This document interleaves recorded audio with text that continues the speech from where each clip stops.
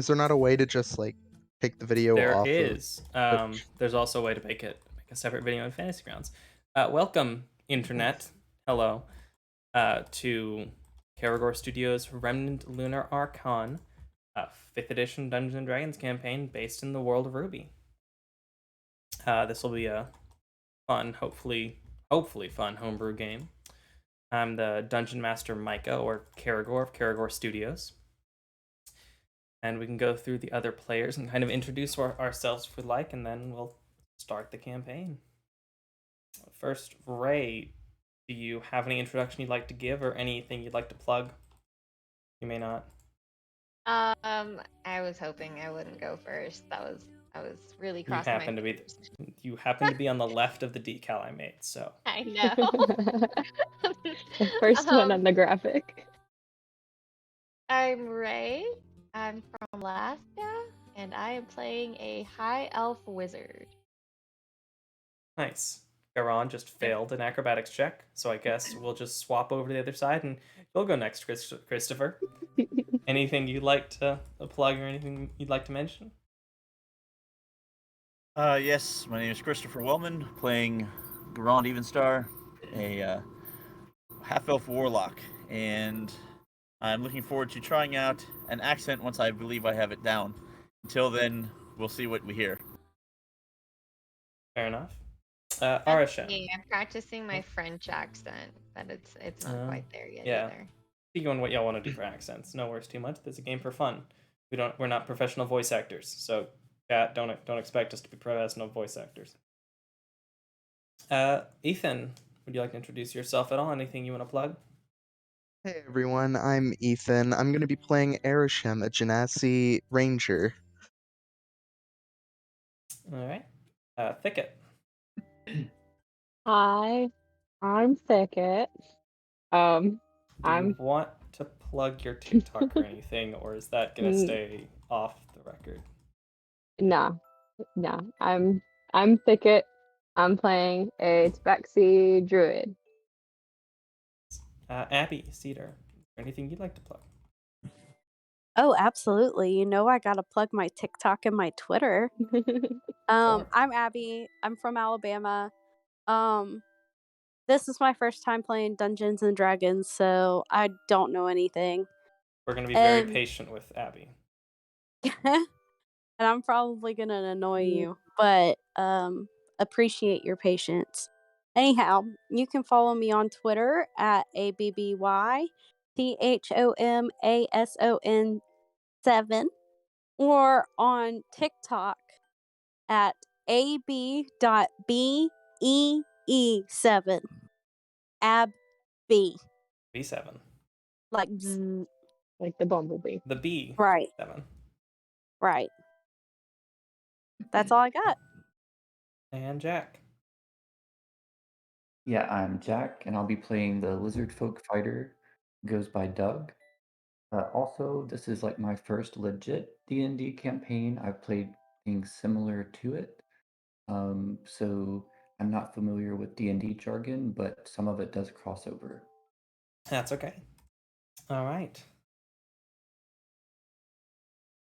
This song is really slow. I'm going to go ahead and skip it and then describe the... Well, I guess I should describe the world, or we should go over the basic homebrew rules. Up to y'all. Which would you like to do first? Do the homebrew rules as they come up? Sure. Sounds good. Okay. In preparation for that, whenever it does come up, you'll probably want to go ahead and click one inspiration slot on your sheet. You should have 3 on your main sheet. Just click one of them on with the check mark, and we'll explain what that does later. Wait, what? So on your character sheet, on the main page near the top, next to your token is the INSP. That's your inspiration. Go ahead and click one of those boxes so it has a check mark in it. Got it. All right. You all are in the world of Remnant, a long-lived, very magical place None of you are quite old enough to remember, but you've heard stories of the...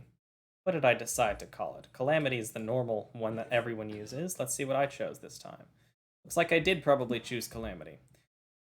You know that the Calamity happened about 400, or a bit over 400 years ago. Nobody really knows the details. You know, something happened, and as a result, 4 main gods of the world took a step back. A divide happened between them and humanity. And the world has since been left with effectively dwindling magic, as every decade it seems like there are fewer and fewer wizards, fewer sorcerers. It's harder and harder to tap into the weave, the magic of the world. But it hasn't been too long in the grand scheme of things, and so magic still thrives, and magical creatures that might not survive in a world without the magical energy within it are still around. You all come from various backgrounds, but you do all share one thing for certainly in common. You are riding on February 13th of the year 417. You are riding toward a small town called Myocene, entering into the nation of Vacuo.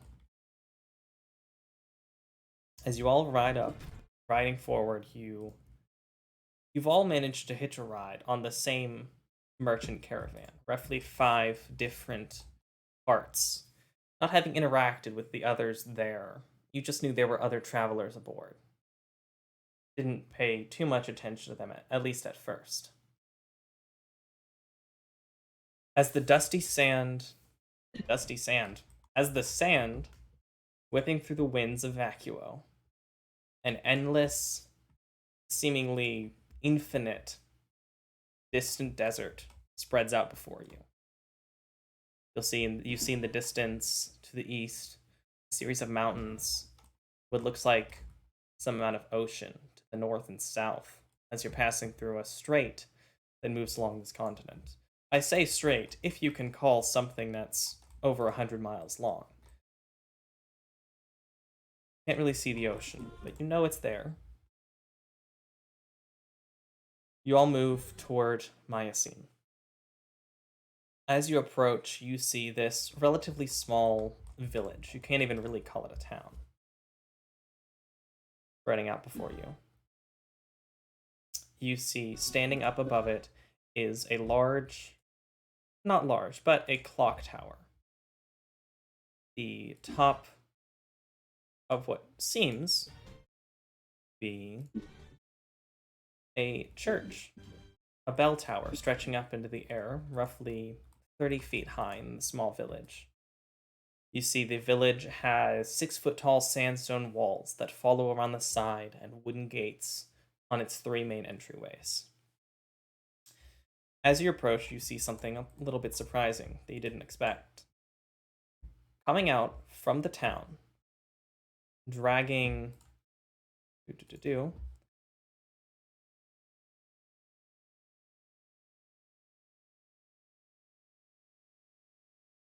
you see as the sun crests over, leaving a light purple in the sky of the sunset as you approach the town. You see the wooden gate meant to protect the village is standing open. And leaving the village is a band of kobolds. 5 small lizard-like creatures, just a bit smaller than gnomes, that are pulling a wooden sled with food and materials stacked haphazardly on top of it away from the town. What would you like to do? The floor is yours.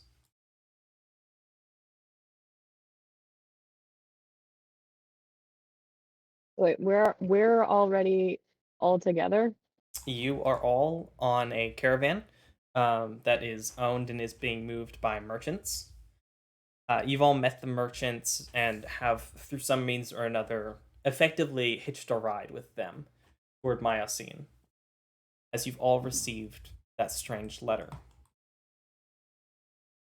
You're all heading toward the town of Keenite that you know resides near the center of Vacuo, and you all happen to be on the same caravan. Each of you can react individually as you see these kobolds. Let's see, I should have an image of the kobolds here. Does it seem like the kobolds have, like, attacked this town? Make an insight check. Okay. First roll of the game. Roll of the game. See how much you can figure out from their movements.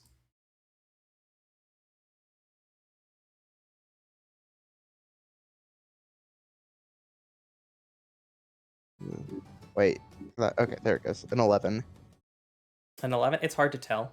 From this far away, your immediate assumption is that they're kobolds. They're not normally peaceful creatures. It seems unlikely to you that they would be this close and peaceful. I'd like to look over to the nearest merchant beside me and say, do they actually belong there? Is that right? And the merchant glances over. I don't know. I don't live here. I haven't seen this before. It's Are not we something able- I've noted on my last few rides through. Are we able to see anyone else, or is it just the kobolds? Like anyone that looks like they're from the village? Does it look Make a like the perception kobolds are check. from the village? Make a perception check.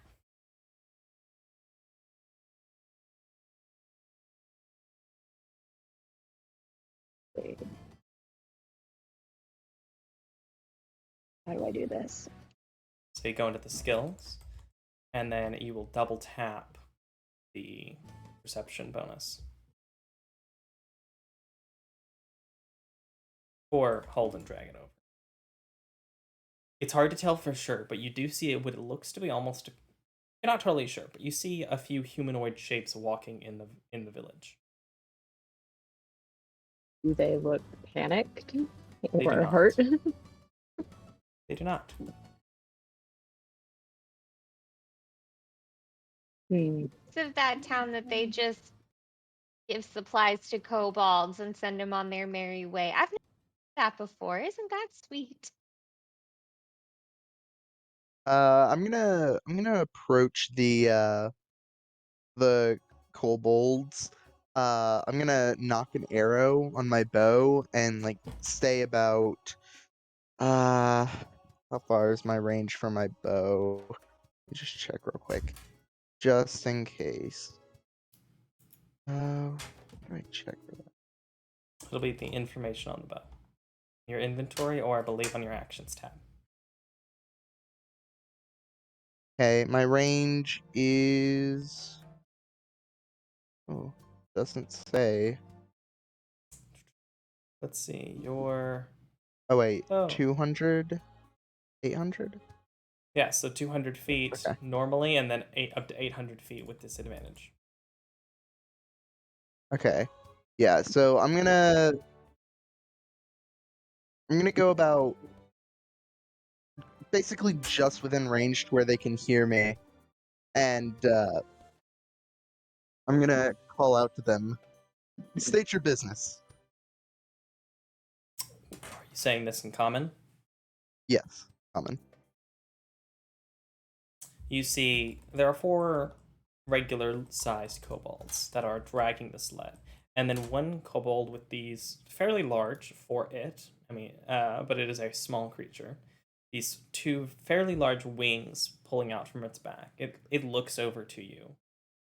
Let me see if they even speak common. You hear it hiss out. We're retrieving supplies. For what? For our family. Our band. Our I'm lord.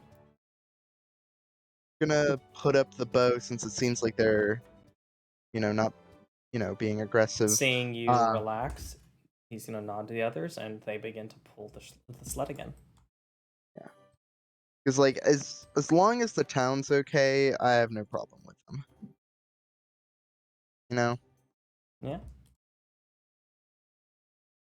I'm gonna head back to the caravan, and I'm gonna let the others know. They're just in town for supplies. They're leaving now. The merchants nod, begin to move forward. And at this point, you're all beginning to see each other. Arsham, would you like to describe your character for the others? As you took the most Yeah. active role in that and would have been seen first properly. Arishem is he has this pale blue skin, with white hair, tied carefully into, I guess a ponytail. Uh, he has a bit of facial hair, and he appears to be somewhat older, like an older guy, slightly above middle aged, I'd say. He's got a couple scars, and yeah. Nice. There's an image of him. Would any of you else like to do anything? I would like to ask Arsham and say, do you think that they need any more food? I have like a spell that I could make them some food, just like a little bit. I mean, if you You're insist. somewhat surprised, Arasham, as you see this actual cat-sized cat, look up to you and start talking. It's weird enough that it has a backpack and a hat, but you've seen familiars and some stuff, but they don't normally talk like this. Would you like to describe Thicket? So Thicket is about 2 foot tall, is a bipedal cat, very much like the same size as Puss in Boots, and wears a very worn straw hat and a little backpack, and has a little catnip necklace. Obsessed.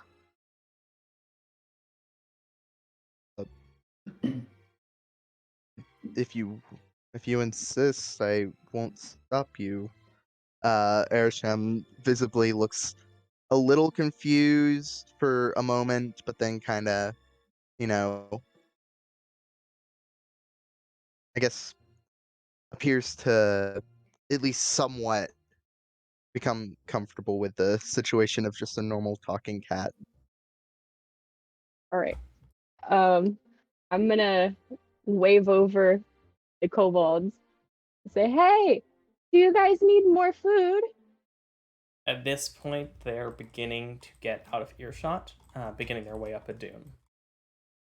A couple 100 feet away at this point. It didn't stop while y'all spoke. Okay, well, And I catch guess up they to them didn't if hear you'd me. like, but they don't seem to hear you. that's all right.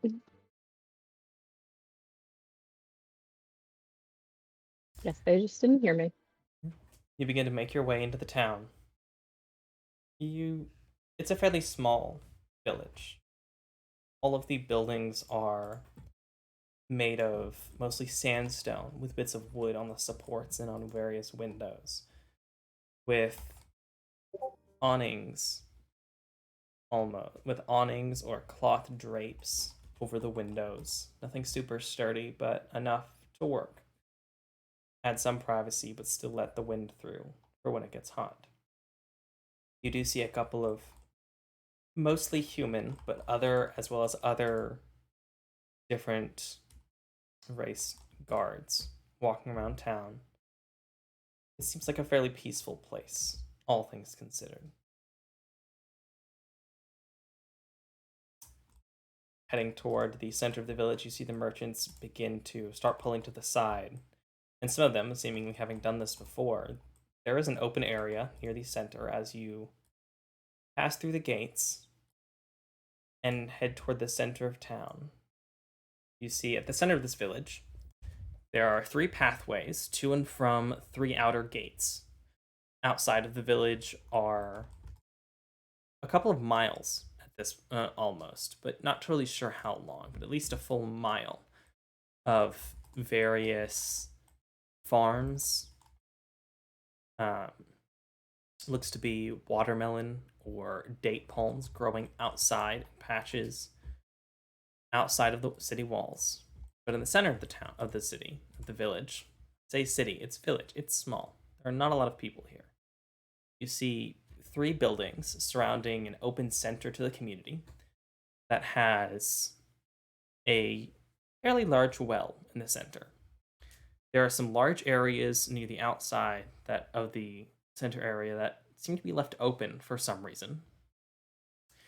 You see the only 2-story building in town, which looks to be some sort of inn. You can see lights coming from a tap room, rays of light peeking from the door and shutters, shining into the path whenever a patron enters or exits. You can hear merriment coming from inside. There are, in addition to the main building, there are feeding troughs to the side and what looks to be a series of rooms behind it in a separate building. Like most other buildings in the village, the tavern is made of a mixture of sandstone and wood and has open shutters flanking the door, as well as multiple different sets of shutters on the second floor. You see a second notable building in the center of town being a single-floor building with a fairly nice, relaxing-looking porch. There are some rocking chairs, and the fairly weathered building has a general store. Has the words "general store," large lettering burned into the porch overhead. And you see what seems to be almost the largest, most demanding building that can be seen from anywhere in town, is a church with a bell tower that reaches about 35 feet into the sky, with the wooden sandstone design being created into clearly religious with a clearly religious nature, with what you would know as the symbol of the 3 gods painted above the double doors. There's no special design, but it does have stained glass windows.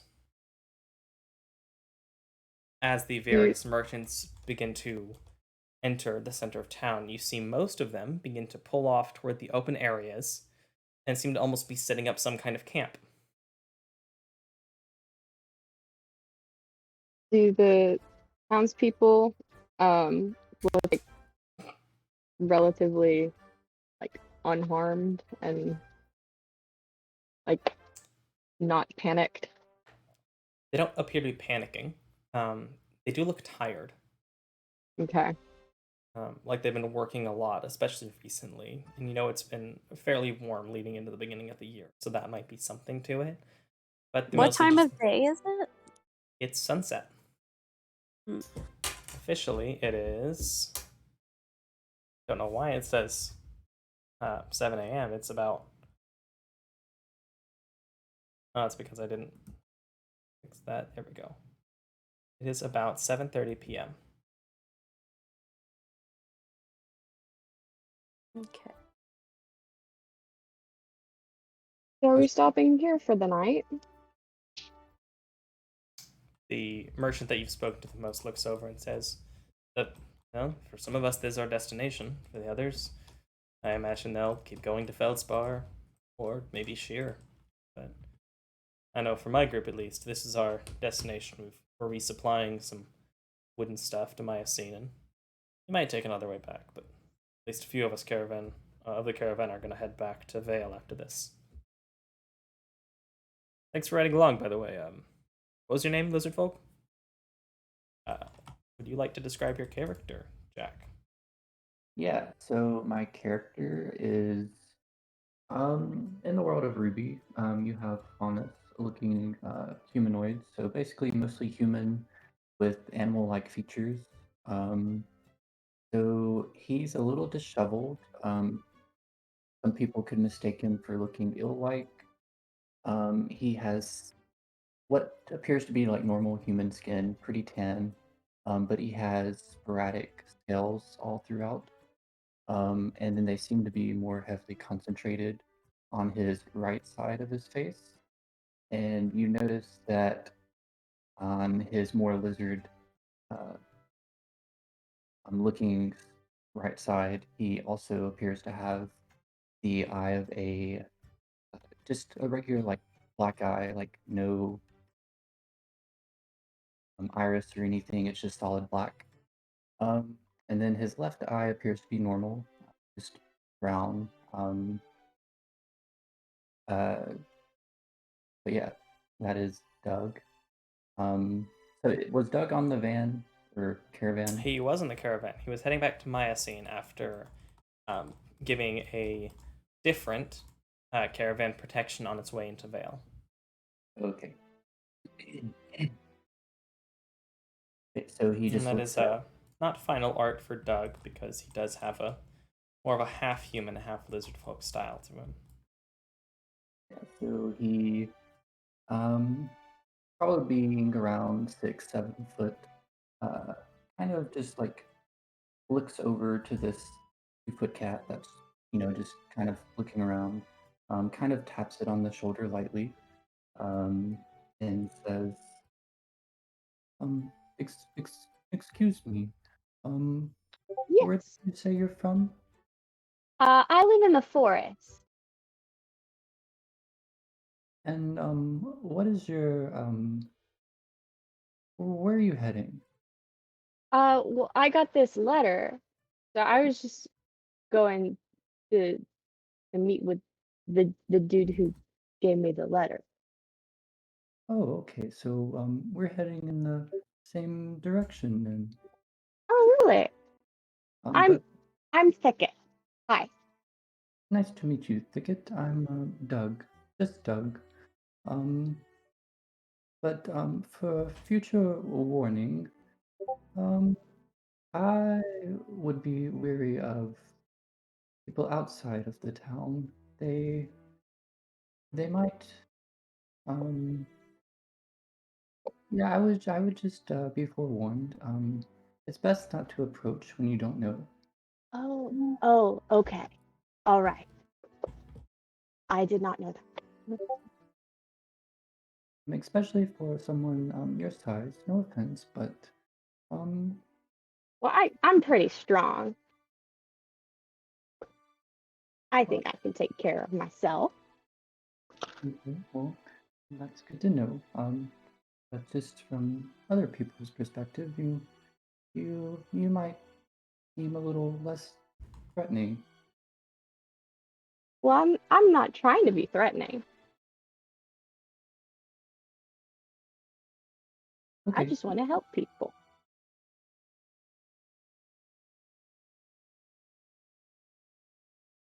Garand will holler out. Looks like we're at least here for the evening as the sun sets there. And I suppose you could all come join me for a pint if you like. Uh, I'll play on some music if you don't mind. And, tips are always welcome. You're As you getting see, a pint of what?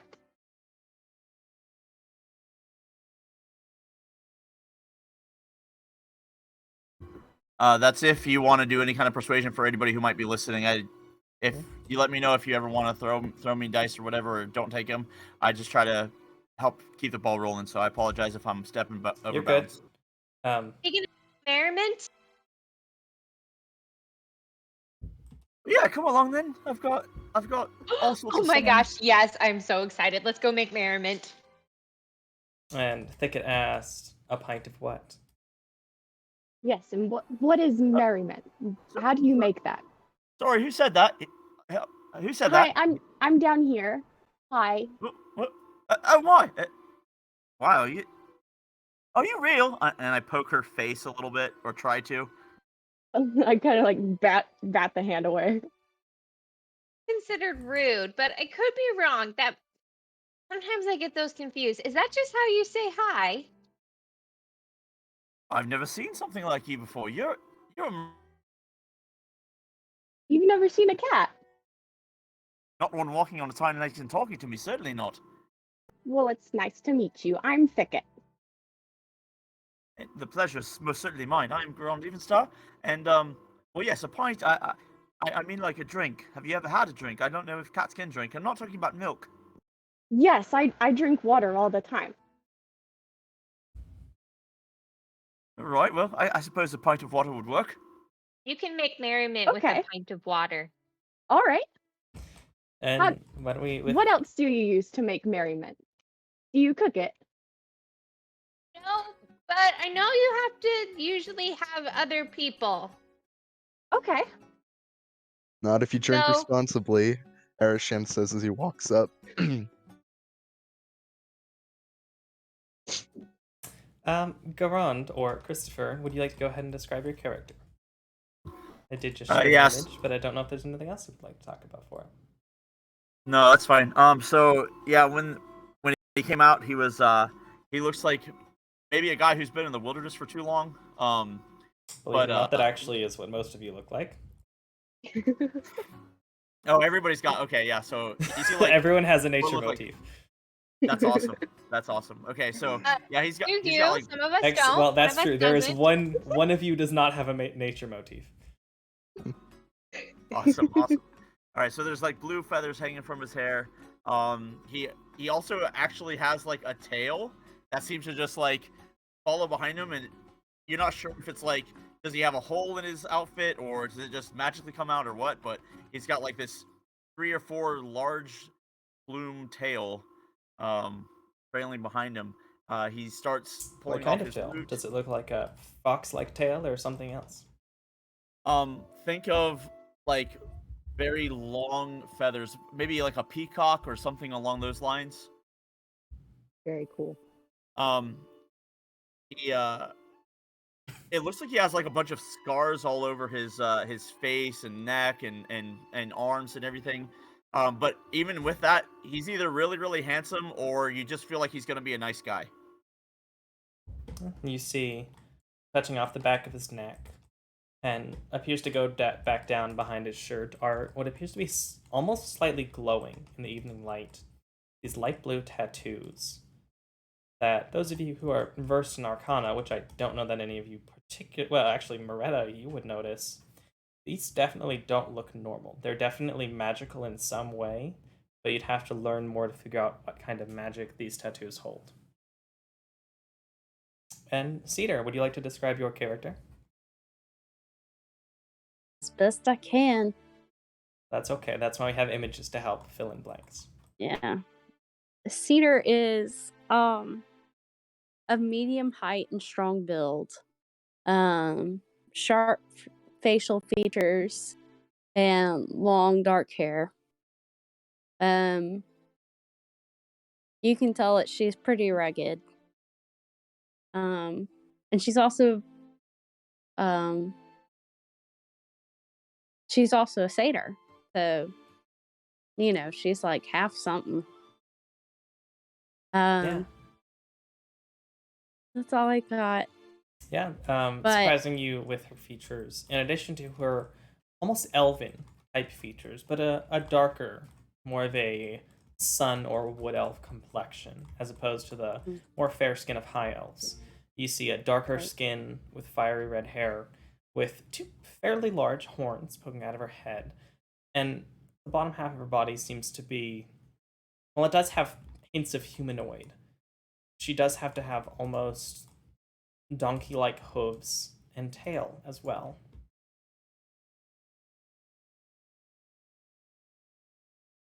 But when she hears that people are going to get a pint of water, she pipes up. Did you guys say water? I'm parched. Yes, you We're can gonna come get join us. water We're and- gonna make merriment together. We are. We're gonna make lots of merriment. Okay, I just hope it's not too loud. And Moretta, with you piping up and encouraging everyone to enjoy their time, what does Moretta look like as she encourages this merriment? So Moretta is about 6 feet tall. She's got just pure white hair, and it's kind of like half up, and she has a special headband with some jewels on the front that she always wears. She always looks immaculate. Every morning she like steps out, her dress is completely cleaned, her face is clean. Every morning You may have noticed that she's like the only one that doesn't look like they've been on a long journey. Yeah, she's got blue eyes, and she's very, very fair complexion, like almost paper. And that's it. Whereas everyone else seems to be a bit more Hey, rugged. I gotta call. 1 sec. Where everyone else seems to be a bit more rugged, you see this high elven woman who is fairly quiet, but has a regal feeling about her. Stands before you. A blue band, almost tiara-like, but no jewels embedded into it. Sits upon her head. I don't know that she actually has flowers with her, but it wouldn't surprise me if she did.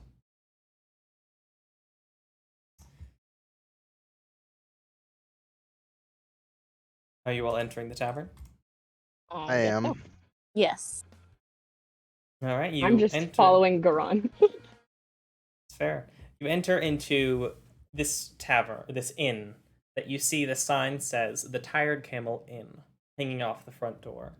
You enter into the fairly decently sized tap room. A couple of merchants that have already set their things aside, parked their carts, have come in as well, it looks. As you see this smaller halfling man moving about the room, talking to seemingly everyone, constantly providing people with food and drink, meeting new tables. And even as you all enter, you see this halfling man pipes up. Evening there. Welcome. Hi. Welcome to the inn. Feel free to take a seat anywhere, and one of my sons will be over with you in just a moment. As you see, he goes over and starts talking to another halfling, younger man, and seems to point out you all as well as you all enter. There's a small stage-like area, though there's not currently anyone playing on it. A small tap room or bar set up near the back of the room. It doesn't appear that there's any or at least not much in space inside of the building itself. It looks like most of the rooms out back are meant to be for travelers, as the inside is almost entirely geared toward food and rest, with various tables set about. A decent amount of travelers and what looks to be some people that do live in the village, hanging out, drinking, and eating at the various tables. All right, Gron will put a ragged boot on a chair so that he's like holding up his lute so that he's tuning it, and he's gonna wait for one of the halfling sons to come over before he asks about taking the stage. Okay. And so I assume you're finding an empty table then? Yeah, one near the stage. Yeah. You find an empty table near the stage, and after a couple of minutes, you see coming over with a few cups in his arm and a jug of what looks to probably be water, you'd assume. Comes over to the table. Hi. Welcome to the Camel Inn. What can I do for you all?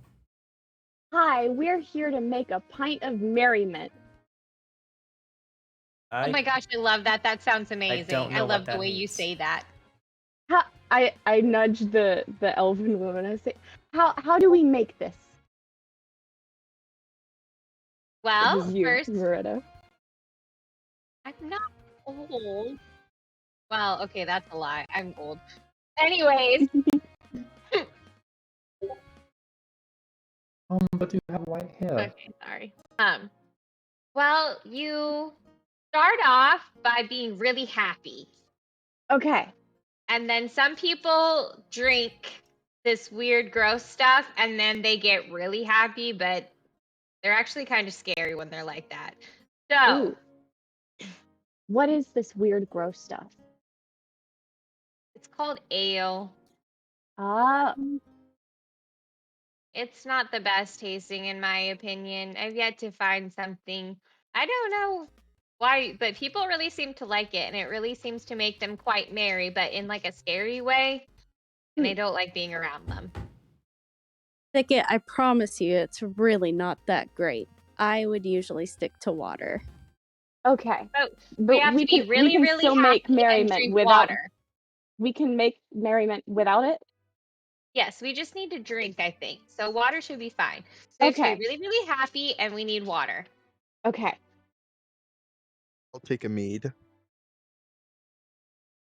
All right. So water for most of you, and he begins to he does pour 6 glasses of water. It looks like, given the nature of the desert you're in, he ignores the just asking for mead and pours you water as well, as it seems to be assumed that you need to hydrate at this point.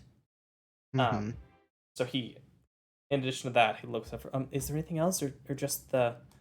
We should have some mead. I don't know exactly how well we do. We don't get a lot of honey out here, but yeah, I think we got some from Vale. I'll What see if I is can find mead? any. Mead is an alcoholic beverage that is brewed from fermented honey and water. Well, that sounds good. Can I try that? He looks over. Are you a child? No. Sorry, I have to ask. No, I'm a tabaxi. But How how old old are are you? I'm not really sure. It's fine. Yeah. I'll see if I can get a second one. Anything else for anyone? Any food or anything? Yes, young lad. What's your name, please? Chris. All right. Would it be acceptable if I were to play? Perhaps if I do well and people are celebratory, maybe purchase an extra drink or meal here or there. Perhaps we might be able to work out an arrangement. Maybe. I don't own the place. But I can grab my dad, Mato. I'll send him over. He probably will let you. He is always happy when someone likes to entertain. Usually gives him free food and stuff. I'll be right back. Krez walks thank off. you. Thank you. As Cedar grabs her water, sips on it, and surveils the area. So, what are you do I looking have around the when mead yet? You do not have the mead yet. Okay. What exactly is Cedar looking for? She's keeping an eye out just in case anything peculiar happens. All right. What is your passive perception? So, something to teach you about. So, in addition to the skills that you normally have, there are typically 3 passive abilities, being passive perception, investigation, and insight. They're effectively whenever I don't ask for any kind of check or anything, it's the basic perception level that you'll just get. So, for the purpose of this, since you're just watching around and not looking for anything in particular, we'd probably use your passive perception, which is on your main page next to your senses bar. Your passive perception is a 15. That's actually really good. That's the average for most things in D&D is 10. So you having a 15 means you can actually see quite well and watch. Like, the average commoner would have a very hard time hiding from you in most circumstances. Okay. Look around. You get the same vibe that everyone's kind of tired. The townsfolk or the villagers are. The merchants are fine. You do see one soldier-like character over on one of the tables. He's interacting with some of the townspeople. They seem to know him, but he's a bit out of place. He doesn't look like he quite belongs here. You also see a taller human with a large broadsword, a great sword strapped to his back, sitting over at the bar. You don't see a lot of other characters of interest. There are various species or races sitting amongst the people. You even see a couple of different half-orcs, elves, halflings. It's a fairly decent mix of people, not just one type of person living here. Interesting. But you don't see anything. No one looks dangerous. But the villagers do seem kind of tired. I nudge Cedar and I slide my glass of water over and I say, okay, what do we do to the water to make it a glass of merriment? Cedar rolls her eyes, but continues to answer. Kid, I'm not really sure, but I suggest you drink it You and just think drink of happy thoughts. Okay. And that makes it merriment? kind of. You drink your water and you enjoy the moment you're in. Oh, Taste how good the water tastes. okay. I start drinking the water. All right. As interaction comes to a close, you see Mado, the described dad or owner of the place. The fairly dark-featured halfling walks over. Good evening. What can I do for you? I was told there was someone over here that needed my help. Is it you, sir? With the loot, or what is that? What is that instrument you got there? Yes, sir. Thank you so much. Yes, my name is Garond Evenstar, and I do like to pass the time with a good song or two, maybe a tale. And if G'day. possible, I would love to maybe work out an arrangement where, if I provide excellent service, and maybe people get a little bit more rowdy or a little bit more willing to purchase, a drink here or there, a meal or something.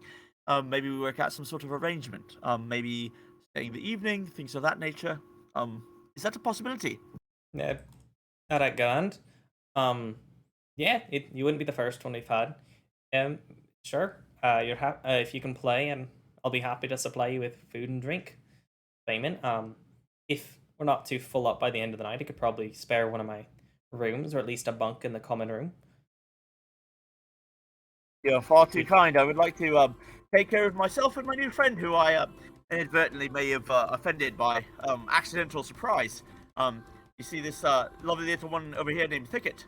Yes. Hi. Is So, that a cat? Hi. You know what? I'm not gonna ask. So, welcome. Nice to meet you, Thicket. You too. Is all of you part of the same group? Looks around at the table to everyone else. I see Doug's found some new friends. Oh, you know I Doug? do. I've seen him come through a couple times. I like to remember everyone's names. I point to Moretta and I say, yes, she taught me how to make merriment. I'm kind of surprised you've got an elf teaching you how to make merriment there, especially a high elf like her. Looks like in the past they've tended to be a bit of a stick up, but I'm glad we got a fun one here tonight. Nice to meet you. I know, right? Aren't those? Oh, yeah. I know exactly what you're talking about. But now I make merriment. Well, I'm glad to see an elf relaxing for once. All right. Now? What do you mean now? Now I make merriment. I didn't always make merriment. Well, then what did you But do now I before? do. Oh, this, that, the other, stuff, not merriment. A lot of reading, a lot of studying, so much studying. Do we But have it our mead has yet? its place. But Yes. now I make merriment. How Mead does would it be taste? drawn. So mead is fairly strong. It's kind of a honey wine almost. It's on the sweet side, but I don't exactly know how to describe the taste because I personally haven't had mead before. But it's pretty good. It does look like from the bottle that it does have a symbol that you haven't seen before, presumably some kind of brewery in Vale, as they described. But as he brought the bottle, he poured you 2 glasses of mead, and then took the bottle with him. He wasn't giving you the whole bottle. That's fair. I don't know how to describe it, to be honest. I haven't Alright. had mead before. I don't know if... To be fair, neither have I. So It tastes similar to if you've had tea mixed with wine. There's a lot of similarities to that. Interesting. If you have had if you've ever had like maple syrup that is on the border of like, wait, is this going bad? They're like, think of that, but in like the good way. Okay. Well, I'm gonna say that Thicket probably likes it. All right. Thicket seemingly happy, but it's a good question of how fast is Thicket drinking this? Wait. Uh, Before Thicket drinks it, can Doug just grab it from her and like taste test it first before giving it sure. to her to make sure that uh, it's not too strong because he's concerned for Thicket's well-being? It's fairly strong. It tastes pretty well. Thicket is probably more focused on drinking the water in order to make merriment than to drink the mead. But it still enjoys the mead. So not super fast.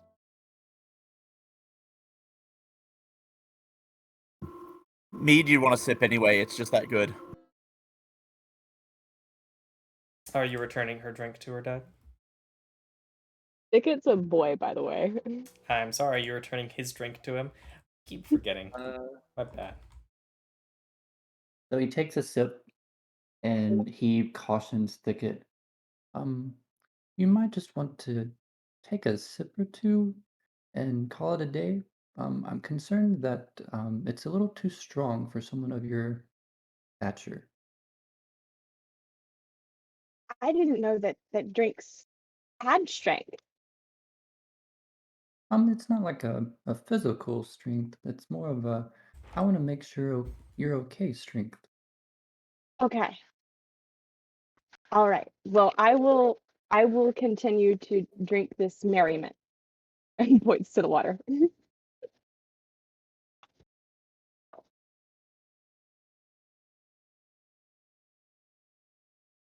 You would see Gerond, the Motto pointed off to the stage, and essentially during this would have told you that you can start playing whenever you like. You're free to keep any tips that are given to you.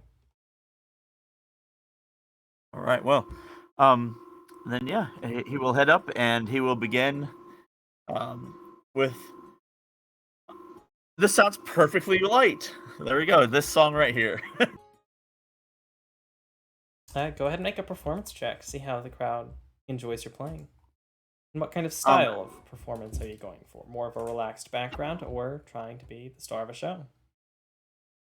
Well, you got to ramp up. So, I mean, the song that you picked right now is perfect for an intro song for a set. Now, I do want to know, as it relates to the proficiency with the musical instrument, that is its own proficiency, and then performance would be anything else that I would Yes. that's not. So, But if you're since right, you have, do you have proficiency in both? I do not have proficiency in perform, so for my Okay. thoughts, it would be I'm making a straight charisma for my singing, but for my playing, might be the proficiency. Yeah, but since the playing is the key part, and since you are used to performing with it, you can go ahead and roll your persuasion so that it adds your proficiency bonus because you would have proficiency. All right, thank you. So the tool proficiency is what you're saying, yeah? Yeah. Or You would be rolling the tool proficiency since that's your primary element here. The singing would be an accompaniment, but your primary check would be with your instrument. So if we want, we can add a skill for your instrument, or you can just roll a persuasion check since that's already your charisma plus your proficiency bonus. great call, right on, very smart. Wow, you're playing phenomenally. You actually hear a few different people in the crowd as you start playing stop their conversations and watch you as you begin to play. As you all hear a very nice tune coming from this man that you met a few minutes ago.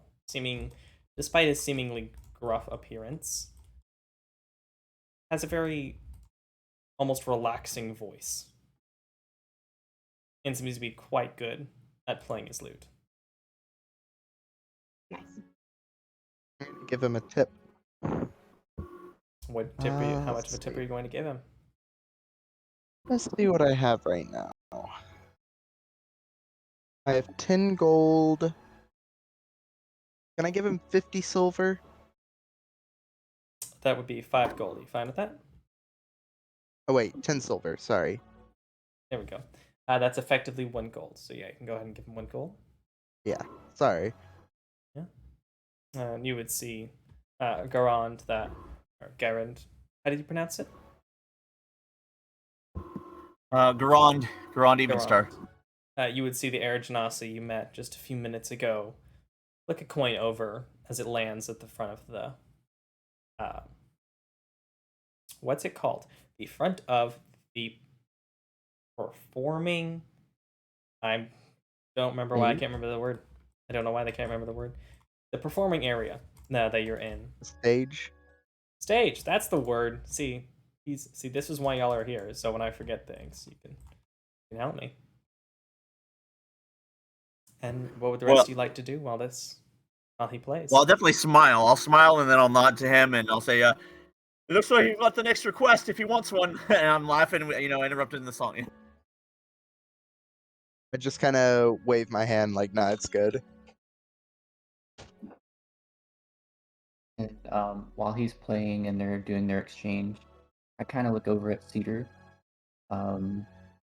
because I had heard a rumor, I had heard a rumor, so I'm just kind of, seeing how comfortable she is in her environment, and I just kind of like tap her and ask her, Cedar, are you alright? Yeah, I'm fine. How are you? I'm okay.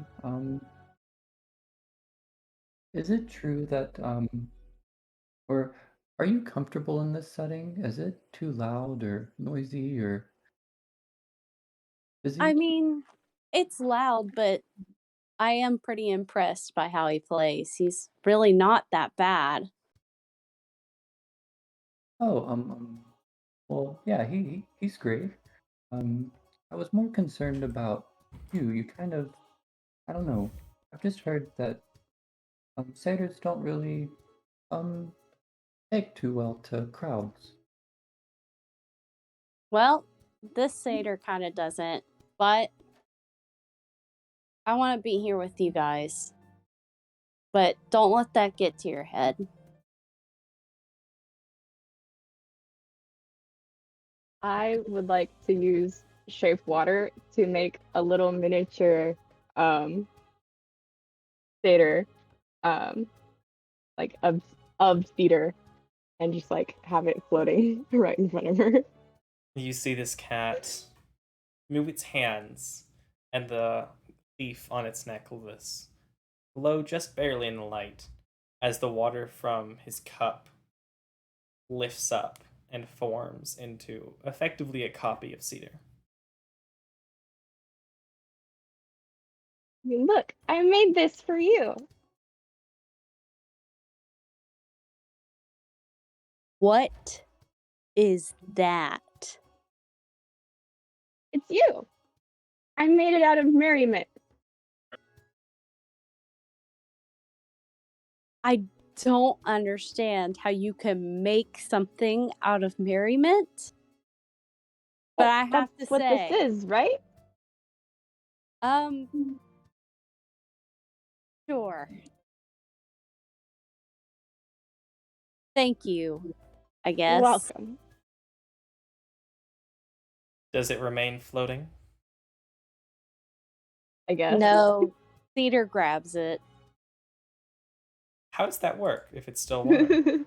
Does her hand pass through it, or you can do anything with it, Thicket? It probably just like passes through it. Displaces the water for a moment, and then as your hand leaves it, it folds back in where it was. Oh, well, I guess this is merriment. Yeah. I'm having a great time. You know what? I'm having a pretty good time too. Mint! I only got like the last end of that. Sorry. I Yay, we're assume making merriment. over the next few minutes, if they'll allow, food will be brought over to you. It's fairly light. There's a lot more of the fruit and vegetable type things, particularly dates. There's what appears to be chicken as well, and a few different vegetables that kind of surprised to see in the desert, but seem to be fairly fresh. Cucumbers. Yeah, cucumbers and mostly gourd type vegetables. As the song in the evening. Well, don't let me get in the way. If there's any more roleplay I would like to do, feel free. Anything else you'd like to do as the evening continues? Continue making merriment. Peter I want notices I make a that water some- version of Moretta. That's awesome. Cedar notices that some of these foods are not common for these parts and makes a note about it. All right. I want to make sure that the merchants have a good idea of like what path to take on the rest of their journey that's safe. Basically by like marking their map or whatever. So you step away for a minute and help one figure out exactly the path, making sure you know which ones are continuing on back toward Vale versus the ones that appear to be continuing on to Feldspar. It doesn't look like any are going north to the city of Sheer, but the ones that are there appear to be heading toward Feldspar. After a few minutes, the music swelling and dying down as Garand reads the room quite well, knowing when to amp up, when to add singing, even leading a couple of choruses of travel type songs or campfire songs. It eventually begins to slow down as Garand plays a relaxing melody as the evening continues on, and it's closer to probably 9 o'clock now.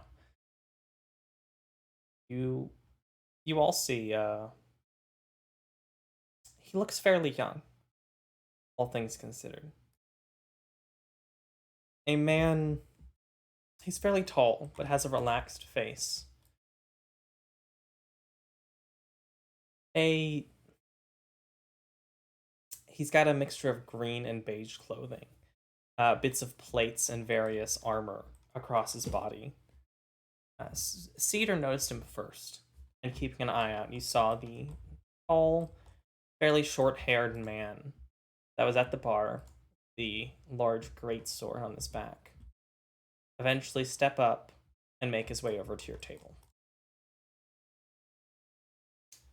You would see this large silver-like sword, bits of fur poking out from part of his clothing, strapped in a very battle-ready uniform. Despite the fact that it's a relaxed evening, he seems to be prepared for something to go wrong. You would see this man.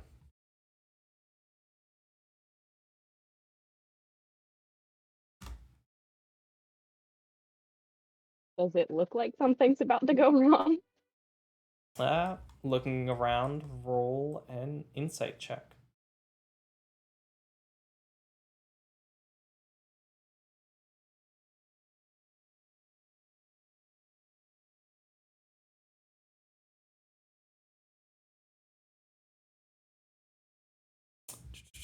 Oh, that's very high. It doesn't look like something's about to go wrong. He looks prepared in case it does, but he doesn't seem to be standing on end. He seems fairly relaxed and comfortable in the situation. He's very clearly heading toward you and does seem to have something on his mind as he steps over and pulls up a chair to your table. Hello. You're quite a bunch. Hi, I'm You? Thicket. A pleasure to meet you, Thicket. Cedar. You as well, Cedar. It's not like a Trey, I assume. I'm Doug. Doug. And Doug, you would recognize this man. You've seen him a couple times passing through, especially when there were any issues, and especially given your work. I see. He's not a bad guy. Quite the opposite. You would know that he is considered the lord of the town, and Uh, you've heard once or twice that he's actually the only lord of any village smaller than a proper town. and would I know his name? You would be aware that he is often called, not even called, his name is Zhen Peng, or Peng, and is often called the Lord Protector of Myocene. Okay, and what would I generally refer to him as? Probably, you could, the most deferent way to refer to him would probably just be probably Lord Peng or Lord Protector. But you would have known in the past that he doesn't tend to prefer to be called by the title Lord, but usually just Peng or Shun Peng. You're saying Pang? Yeah, I'll type it in the chat. Jean. Oh, I misspelled Peng. Heck. Peng. Okay. I Zhen see. Peng, the Lord Protector of Myocene. Kneg. What brings you all here? I Are got a you letter. group? Oh, Hey, I got a letter. I also got a letter. Pang, Yeah, me too. Pang, it seems to have been, we all received this letter, to meet, what was his name? The person in, you have where was access that? to the letter. Yeah, I'm trying to find it. It should The be I did in Reverend, not you know that we announcements. mean? did. Yeah, it's in the announcements. Yeah, I wrote it And down. to so be I fair, wouldn't I don't think you've remember. all talked about it yet. You are just now realizing you all are heading this way because you received a letter. I wrote it down somewhere, but I guess I need to go back to the chat. So, do we all get a letter from Reverend Josiah? You did. All of you received this letter, despite being in different places and some of you being outside of what you would normally expect to be found. You still had couriers end up coming to you. Most of them appear to be somewhat religious couriers, acolytes of sorts, that seem to have been sent on a mission to bring you this letter. I do want to point out that that was in character, by the way. Oh, my bad. Yeah, that's good. I Yeah, mean, I did. I got this letter from that guy. I don't even know how he found me. He just kind of like showed up one day.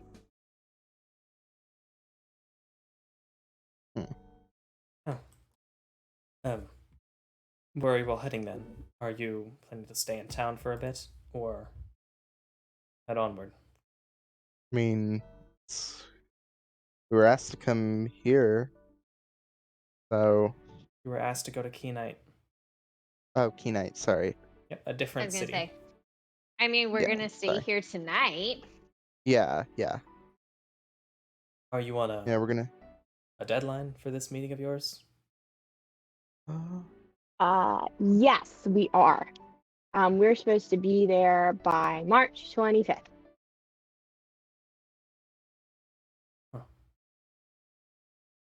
Why do you ask so many strange questions? I'm going to be honest. Seems kind of nosy. Yeah, ultimately it is my business to take care of this town and to know what's going on within it. And seeing a strange group of individuals arrive on the same day, I wanted to make sure everything was all right. But from the looks of it, it doesn't sound like you all know each other too well.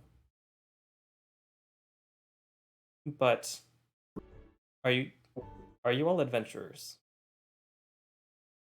I live in the forest. I like to talk about it. What was I that? live out and about. Do I need to turn up the volume on my mic? Or am I I think just you might need talking to too turn. fast? Well, you may need to turn down the noise gate because sometimes it's just cutting off bits here or there. It might just be the noise gate. Or are you using push to talk? Yeah, if you're using the push to talk, make sure you press and then talk after a moment. Otherwise, you can miss out on the first part.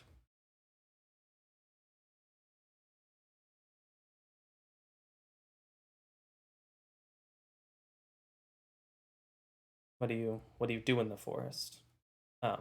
Thicket, you said your name was, right? Yes, I live there. Uh-huh. And what of the rest of you? Would you consider yourselves adventurers? We don't get too many traveling adventurers around here. I work as a guide, helping people through the the lands of Vacuo. Oh, you're the Genasi I've heard of. Mm-hmm. Huh? You Nods. know each other?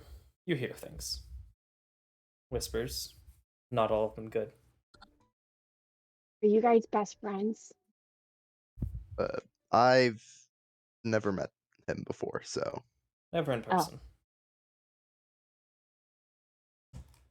Tell me, would you all be interested in a job if you have time while you're here? The 25th is. You said it was 25th of March. Yes. Got a bit of time.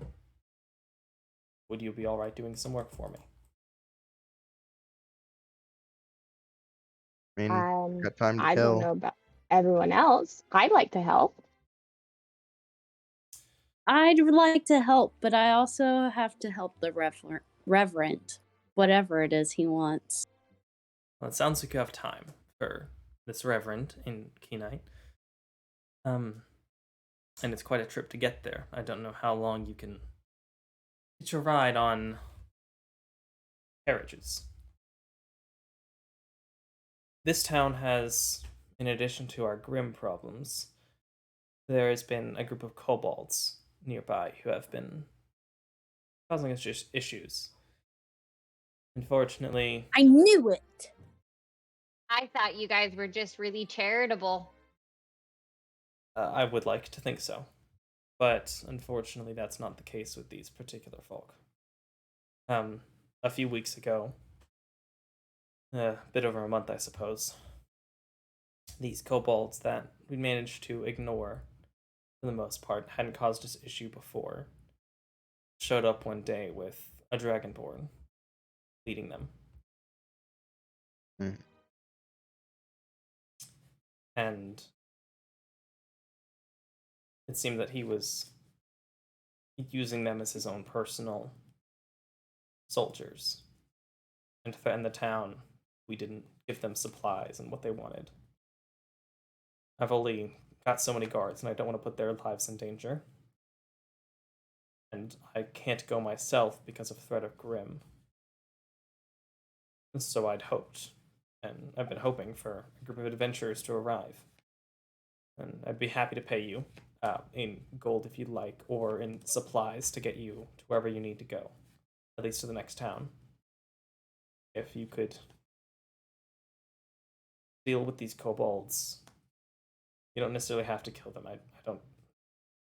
Not vindictive. They don't have to die, but we can't keep giving them from our supplies. We only have so much to go around as it is.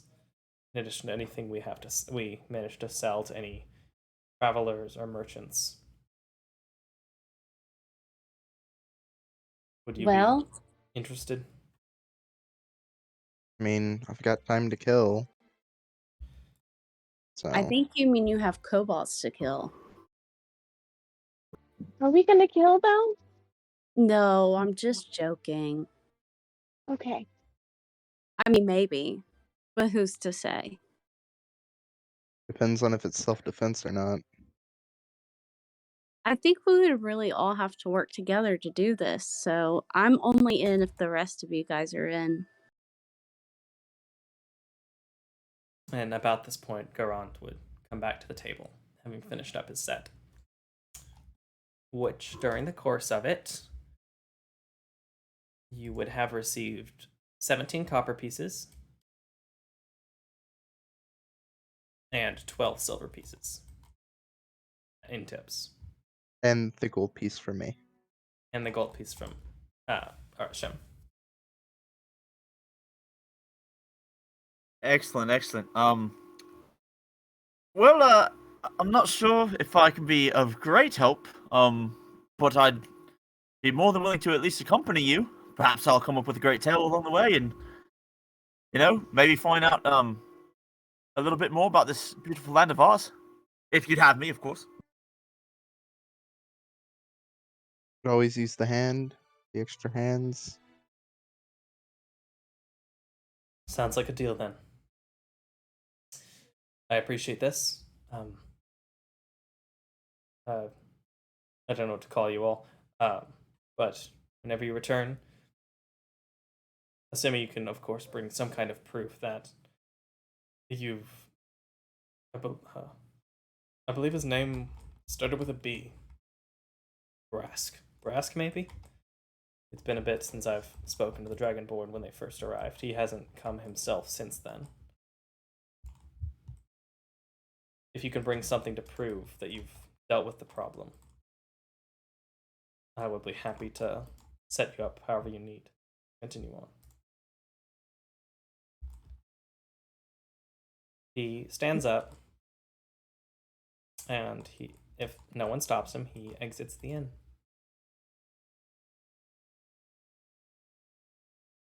I want to ask him before he leaves, what kind of proof should we bring back?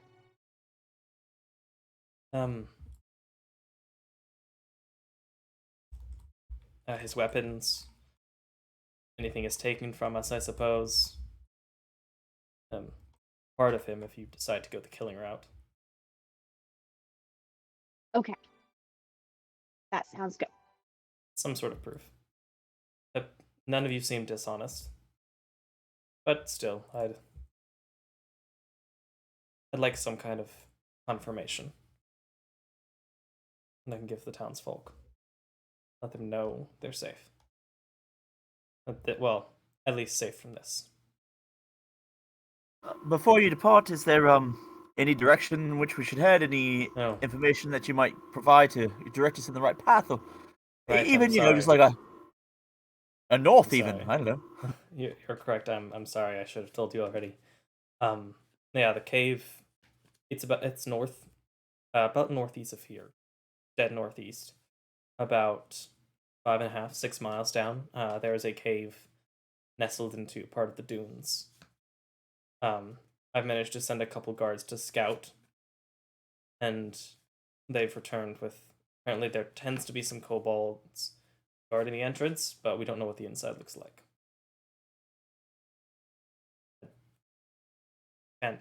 I can't let my men go in there at the moment, not unless they have proper backup. Yeah. Wait.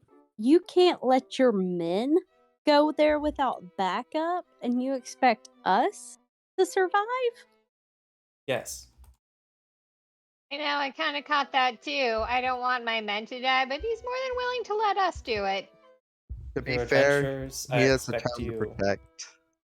He leans in close. These are my people. And to be honest, as much as I've tried to train the guardsmen as much as I can, they're little more than townsfolk with spears. They're not adventurers. We can barely do enough against the Grim that attack. I think you might be more capable than they will. I'd like to go myself, but I can't leave the town without me. Never fear. We'll come back and we'll make more merry. Yes. As much merriment as you like. What type Well, of Should we bring something to let the guards there know that you sent us. At the cave? I assume my word will be enough. The kobolds don't sure I strike can me handle as it. intelligent enough to know. They don't respect my position. Okay. What was that, Doug? I'm sure I can handle it. He and I I hope are, so. we're part of the same accord. You and the Dragonborn, you said? No, me and Hang. Oh, okay. Are Oh, you guys best friends? no.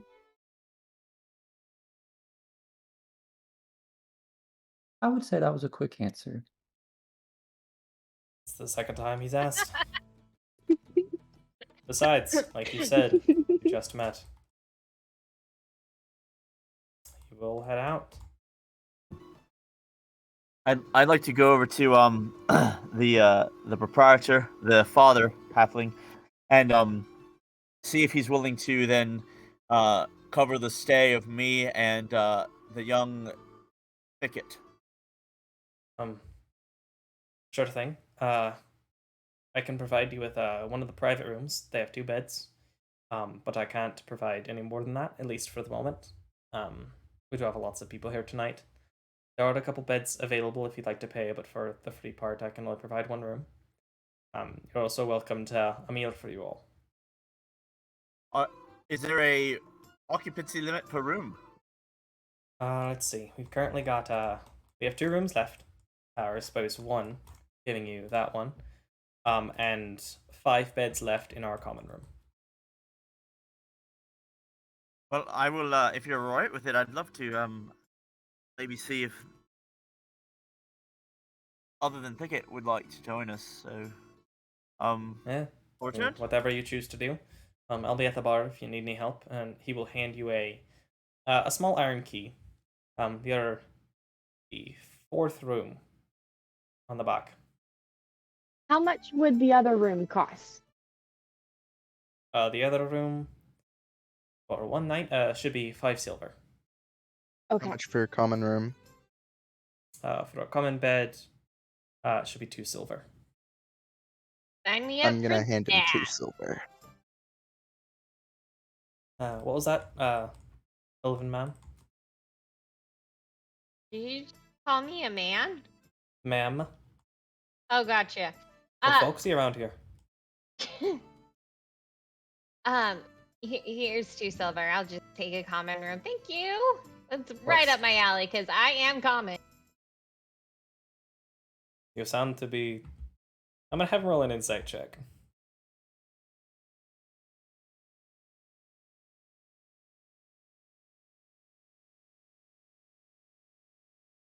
Huh. Yeah, sure. Good enough for me. I mean, she sounds to be honest. Go around.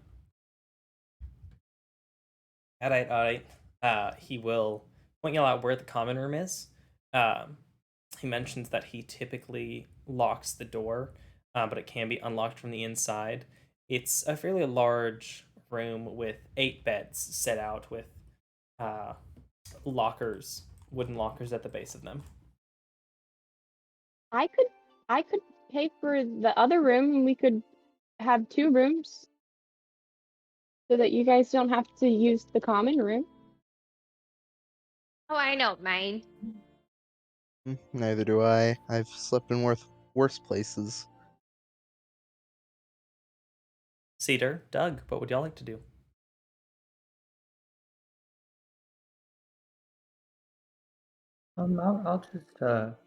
I'll just take the common room.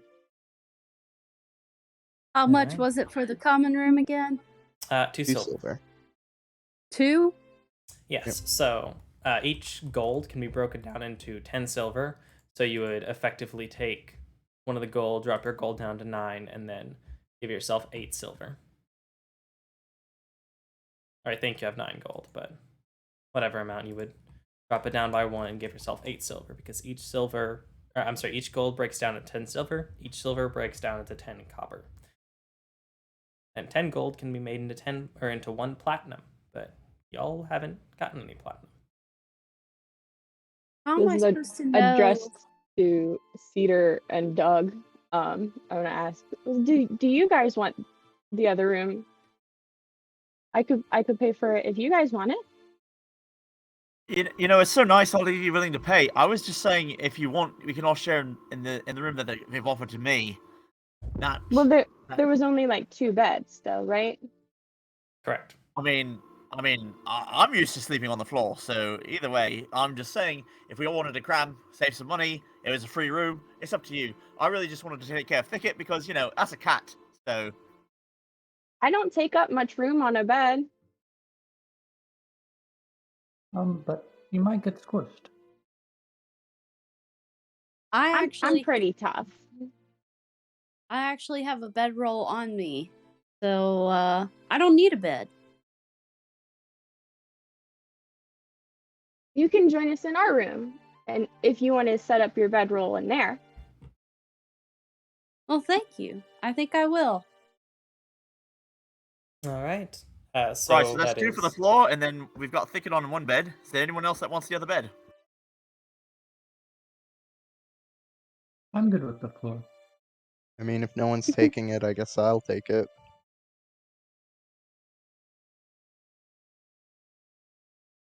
My 2 silver back. All right. So looks like the 5 of you are in that room with 3 people on the floor, with RSM and Thicket on the beds, and then Maretta is taking the common room, or is staying in the common room.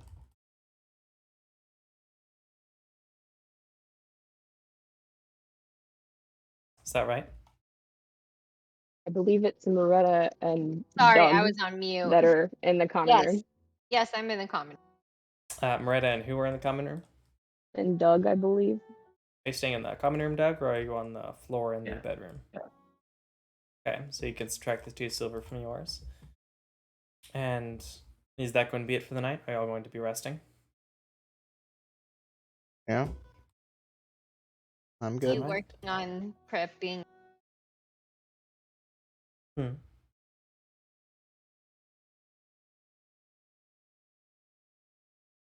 What was that? I'm gonna be working on prepping some of my spells. All right. I need one person to roll me a d20. Can I do it? Sure.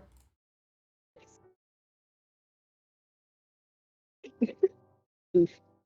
Most.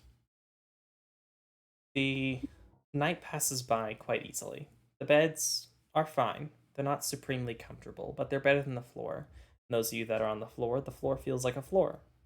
It's nothing you haven't experienced before. It's not quite as soft as the sand you've been sleeping on, as this is an interior, more hardened location. It rests well enough. And now I'm going to go ahead and mention the homebrew rules, since this seems like a good spot to. Oop. Go ahead and share the record. I don't know if that automatically brings it up for y'all, but now you should be able to find it in the story section, which is labeled as important homebrew rules. There's the resurrection rules, which you can read over if you'd like. Those won't come into play until one of you dies and is being resurrected. The ones that'll be more important is the weapons, which we'll be using for the audience's sake. We'll be using Fungal Brew's Warrior Codex weapon options, but most of us have already clarified that, and then we'll be using a hero point system. So where I had you put 1 point into your inspiration, that'll be the hero points. You can expend a hero point to add 1d4 to any attack roll, ability check, or saving throw, just to make it a better attempt. You can have up to 3 hero points at once, but can only expend 1 at a time. And if you add any more than 1, or if you get any more than the 3, then they're wasted. You can gain hero points in the following ways. You gain 1 hero point at the end of a long rest, so all of you can mark an additional inspiration as you finish this rest, because you gain the effective hero point. You also gain 3 hero points upon leveling up, and you gain 1 hero point whenever you roll a nat 20 on any attack roll, ability check, or saving throw, and you gain 1 hero point upon killing or knocking an evil creature unconscious, specifically evil creatures.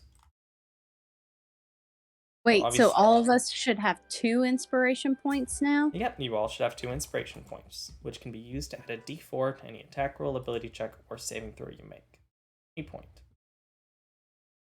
And you can mark those in your sheet. Like, mostly all there. Very nice. All right.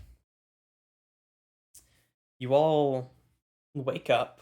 I'll go ahead and move it on to, we'll say 7 a.m. on the 14th, Tuesday. And let's see what the weather's like today.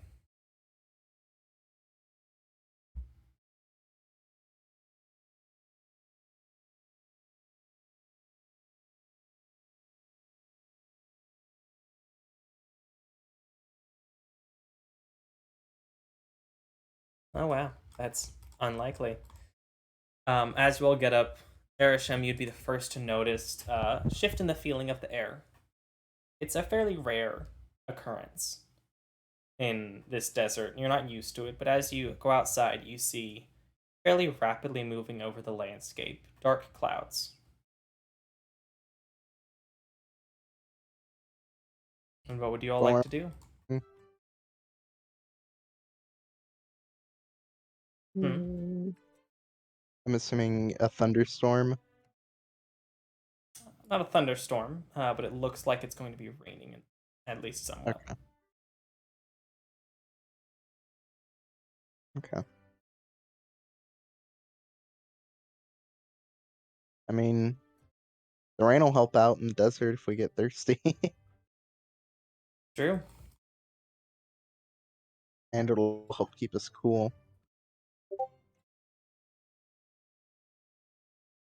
So what do y'all like to do? I'm gonna head outside and, start packing stuff, to, get ready to go and whatnot. Make sure we have enough supplies. Which I assume we do. I'm You gonna have what you have on you. thank the bartender from last night. You head into the fairly empty inn, especially at this hour of the morning. And you do see Mato is behind the bar. It looks like he's working on something with a ledger. Hi. Hey. I just wanted to say thank you for serving us last night. I really enjoyed my pint of merriment. Of course. Also, I believe one of your friends prepaid your breakfast as well. So, you're all welcome. Just let me know and I'll whip up some of the fresh eggs and things for you. Thank you. Do I have to actually specify what food I want? No, you can just say you eat food. Okay, I eat food. All right, and the rest of you would also find that it appears your food has been prepaid by someone.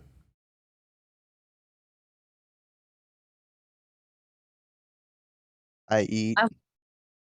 I wonder who paid for this food. Probably the lord of the town.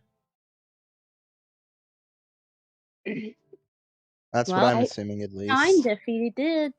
I think Garon paid for it with his song last night. Hey, thanks, Garon.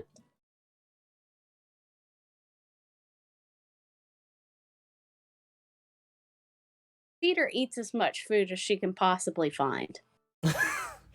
He doesn't continue to serve you indefinitely, but he does bring you out seconds if asked for him.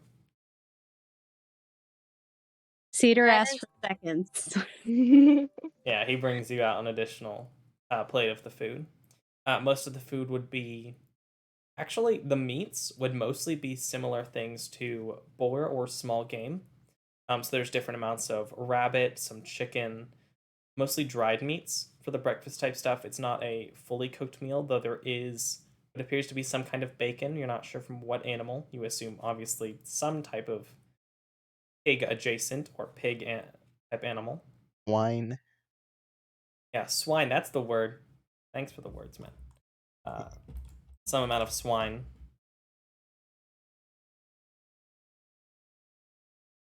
All right, Grog will be the last one down, and he will eat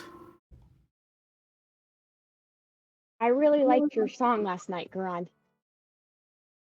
Oh, thank you. It's an absolute pleasure. Honestly, I love it. It's just a really good way to pass the time. And you never know, you might always get to, a free coin or new friendship, or in this case, apparently I got a job, so that's always nice. Yeah. Do you play other instruments? Oh, unfortunately, no. I'm rubbish at everything else. But no, I do love the lute, and my singing isn't atrocious, so I do that all right. Um, but tell a poem or so every once in a while. Nice. You're very good at the lute. Oh, thank you. It was the atmosphere. Honestly, it was the acoustics. It was not me, but thank you. Acoustics only helps so much. The rest is you.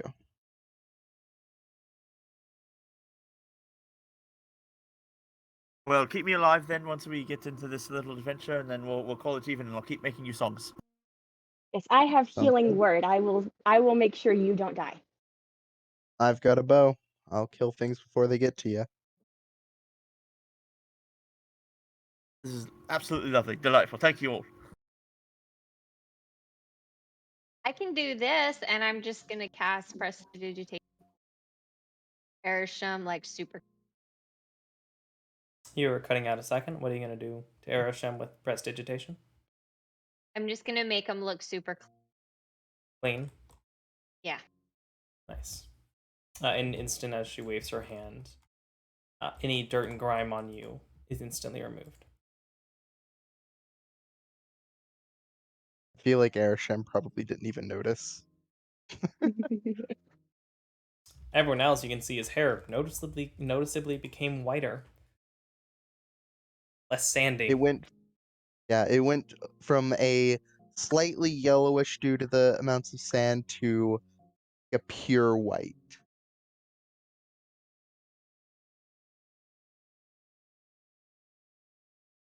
Can you do that with my hat? And I hold out my little straw hat. Of course. I'm gonna cast. Thank you. Well, on the bright side, we don't need to do laundry.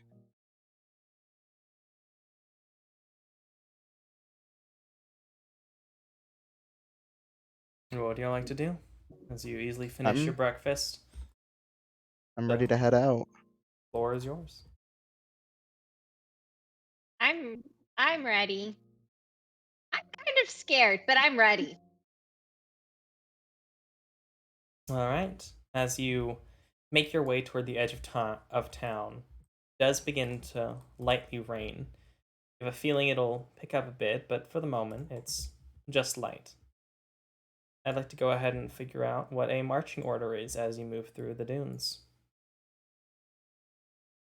I Dibs would on the like middle. to I would like to be mostly towards the front.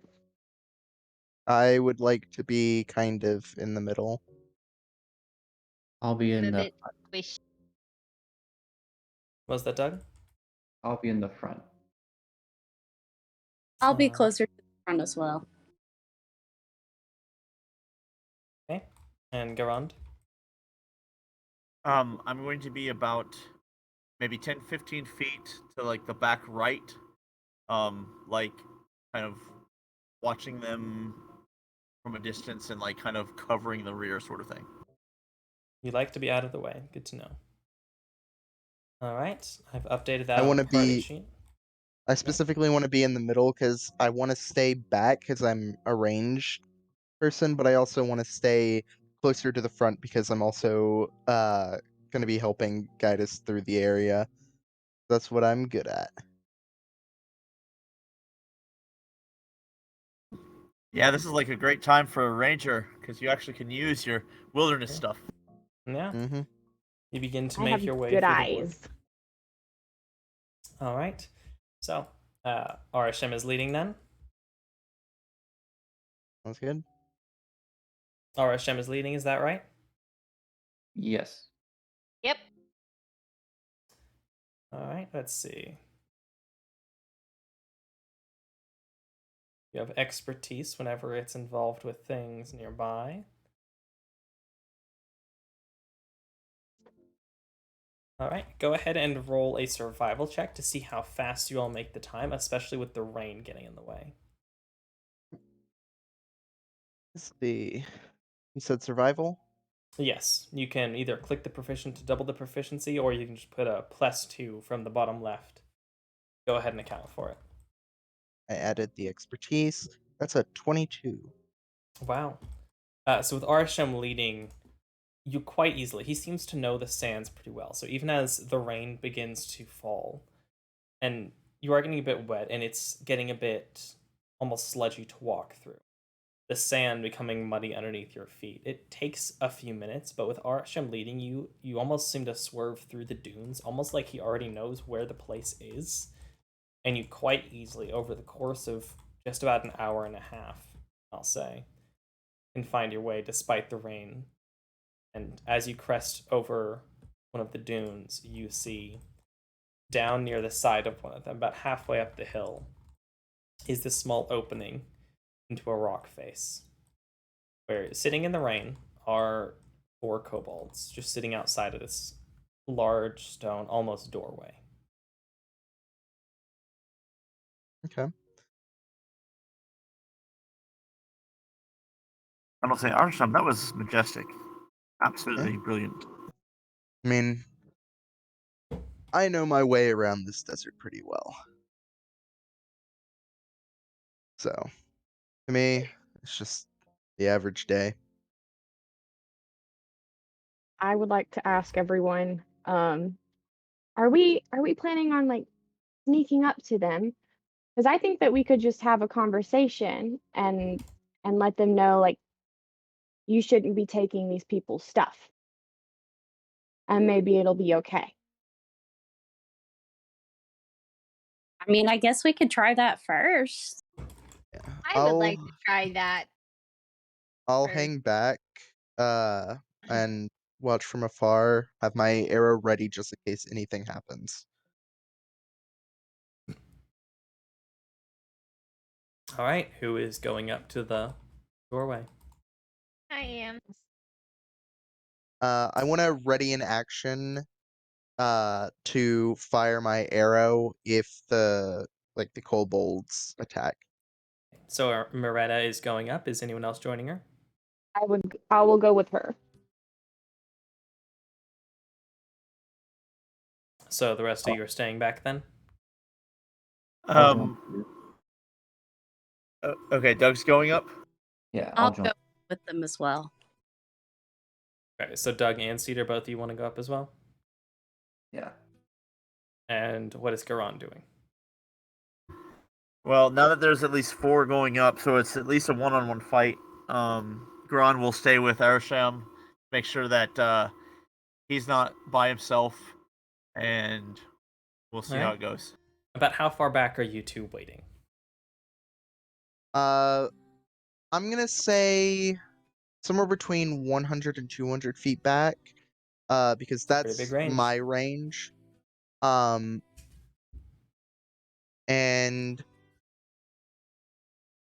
I want to make sure that I'm at least. I want to stealth. Can I roll for stealth? Make sure they Go don't ahead see and me, take the or hide. okay. Hold on. Let's see. Yeah. So somewhere between 100 and 200 feet. That's a pretty big distance. How far back? That's a nat 1. Oof. Oh, yeah. You wearing like bright neon pink? Wait, hold on. I wanna check my abilities real quick.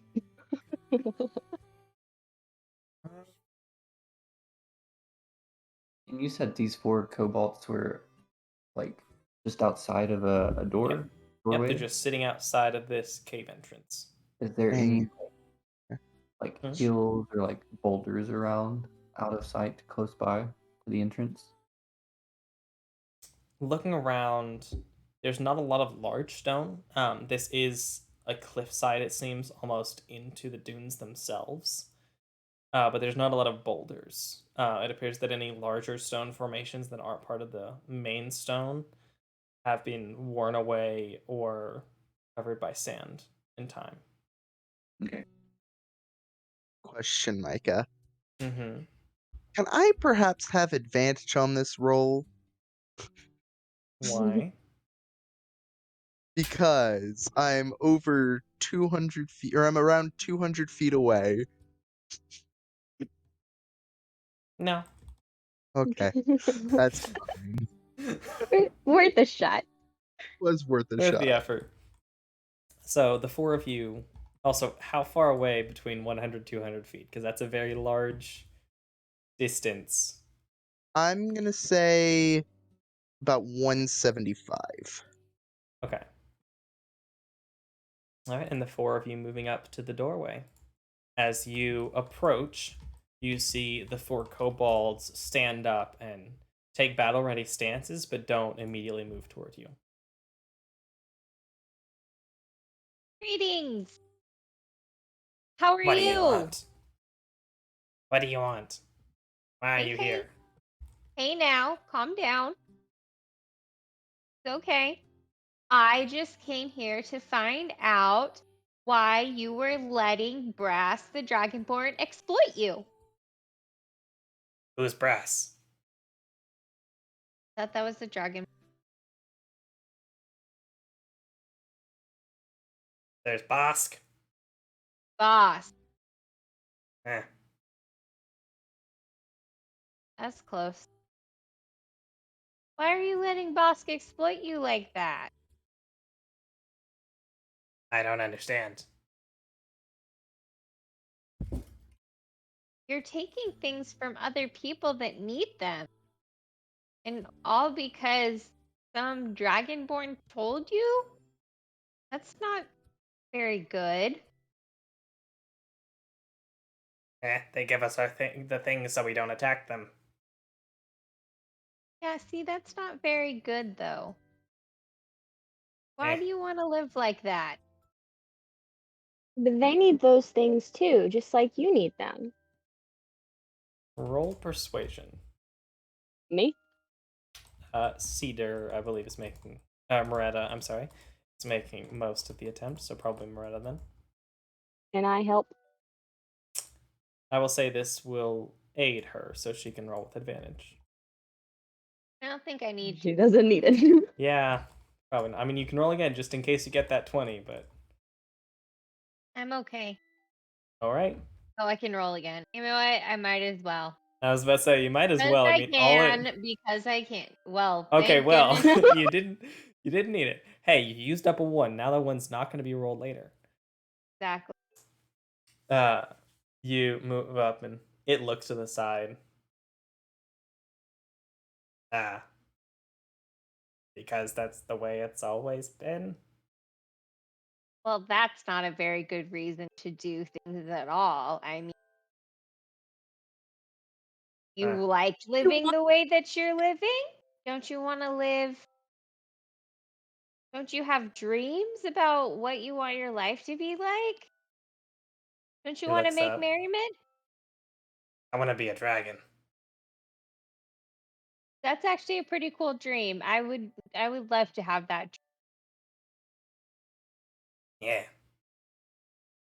And maybe if I get a dragon or a dragon person to like me, they'll give it to me. That's why I follow Bosk. Oh, you want to be a dragon one day? I don't know how that works. I could teach you how to be a dragon. I'm learning how to do stuff like that too. Can become a dragon. Yeah. Yeah, you can wild shape. Into a dragon. Yeah, it'll take some training, but I'm going to roll a wisdom check for him. Or I guess an intelligence check to see if he even knows what wild shape is. Huh. Okay. Show me, and I guess I'll. well, I'm still learning how to do it too. Yeah. Like I said, it does take some time. But I mean, stealing from people in the village is not going to help you learn how to be a dragon. But But if Bosk likes us, then he'll make us dragons. Did he Bob tell you told that? you that? I don't think Bosk is telling the Oh. truth. He didn't. They look to each other, the four kobolds. Ah.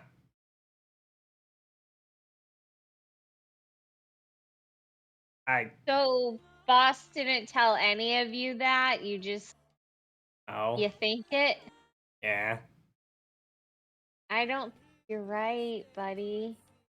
I'm not trying to rain on your dream because I really want you to achieve your dream, but I don't think that's gonna work. Huh.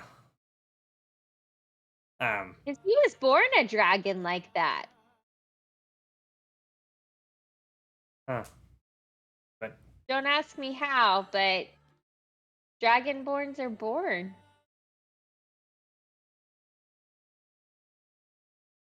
you see the four kobolds just kind of sit down, taking in this new concept, Aw. and seem to kind of You stop need paying proper water? attention to you. They have water. Sky water. They point up as it's raining. Christ. I want to Um, use shape water to make a little dragon out of the rainwater. It hisses in confusion, the kobold does, but then looks close. Are you a dragon? You don't look like a dragon. No, I'm a tabaxi, but I can make dragons. Look. Huh.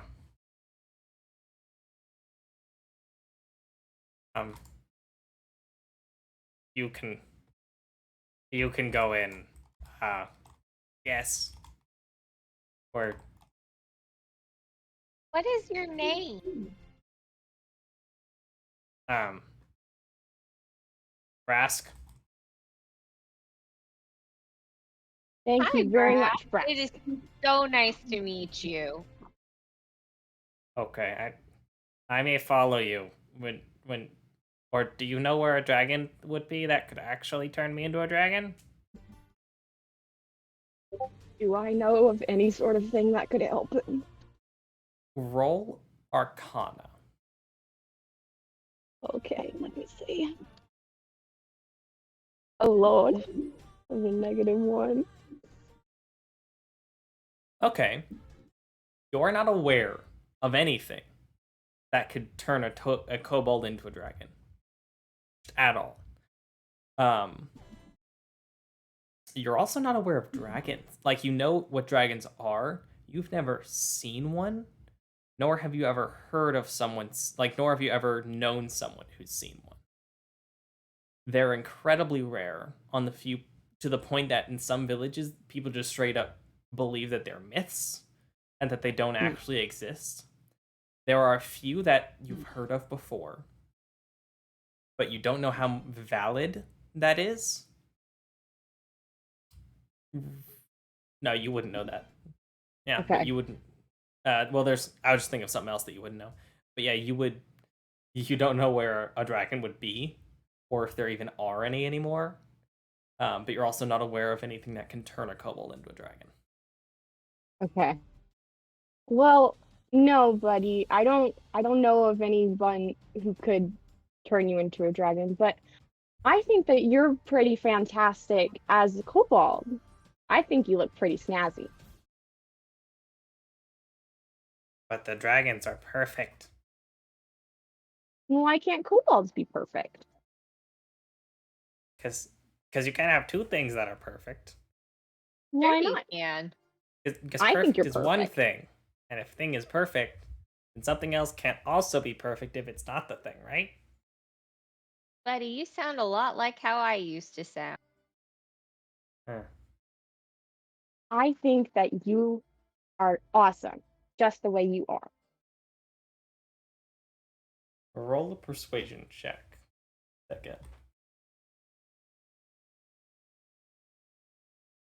Now that you're giving these kobolds existential crises.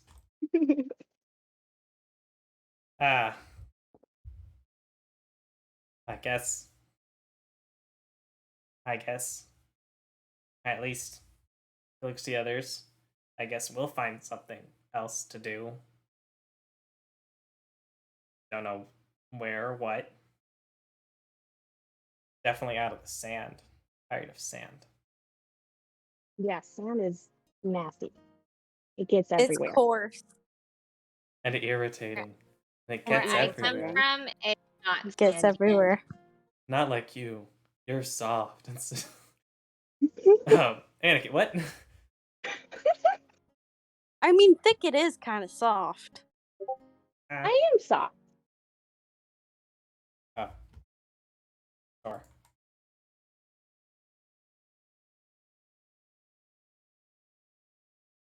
What do you really want to be? A dragon. What makes being a dragon appeal to you? They're perfect. Why Why are they perfect? They're powerful. Do you not think you are powerful? No. I need you to take a good look at your reflection next time you pass by some water. Okay. Which could be a while because we're in the desert. It's also raining. You could be powerful. You could You be look a in the great mirror leader and for you your say, people. I am strong, and I am powerful, I am perfect. Nice. You say it every day till you believe it. Okay.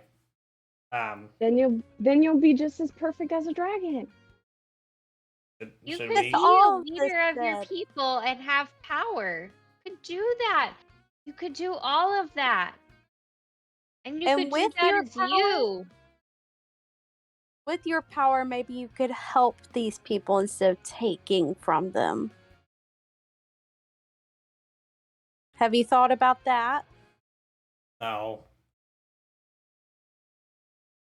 Your people are going to need a leader. And I think that leader could be you. We already have Bosk and Karan. Karan's in charge, and I don't want them to hurt us. Well, maybe we'll just go talk to them. Oh, we'll wait out here for whatever they decide, I guess, and hopefully we can go find somewhere else to be powerful, I guess, as you say. That's All the right. spirit. You have a Okay. wonderful day. You got this. I'm glad I'm not dead. We are Another too. day. Another day not dead. Oh, do you have something we could take back into town, maybe? They look at themselves. They don't have much on them. They have slings and I think we daggers, still and need that's to about go it. in and talk to them. Oh, we don't. That's okay. We're going to go talk. You have a great day. You too, I think. Oh, thank you. I wave over Arsham and Garon and be like, come on, we're going inside. Wow. So I start moving forward. Yeah, I'll wait for Arsham to catch up, and then we'll walk together. Sounds good. You begin to enter into the fairly open interior of this place.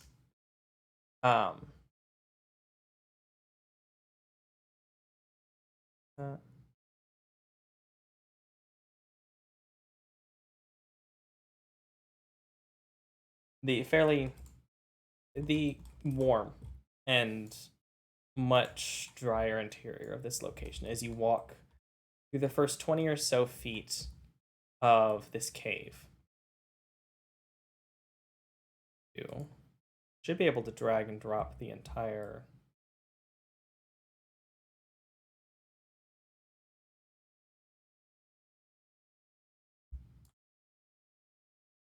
Oh, cool. I can pull everyone in at once.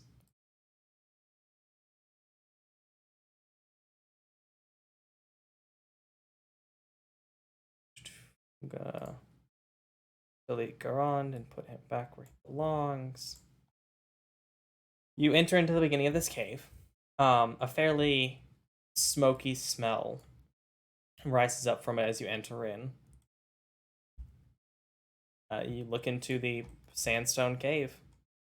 It splits off into 3 pathways over the next 20 or so feet. Go ahead and... Oop. Doing great, Fantasy Grounds. Believe in you. Can I ask Brask which way we're supposed to go? Where are you trying to get to again? We're trying to talk to what's the dragonborn's name? Boss. Boss. We're trying to talk to Boss. I guess straightforward. And Okay. On the left. Be careful of the pit. There's a All pit right. in there, in the hallway. Don't fall. Thank you. You're welcome.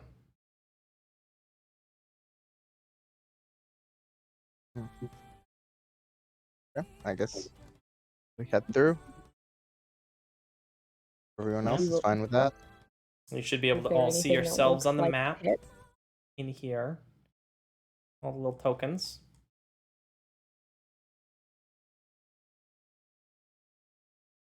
I'm gonna keep an eye out for the pit he mentioned.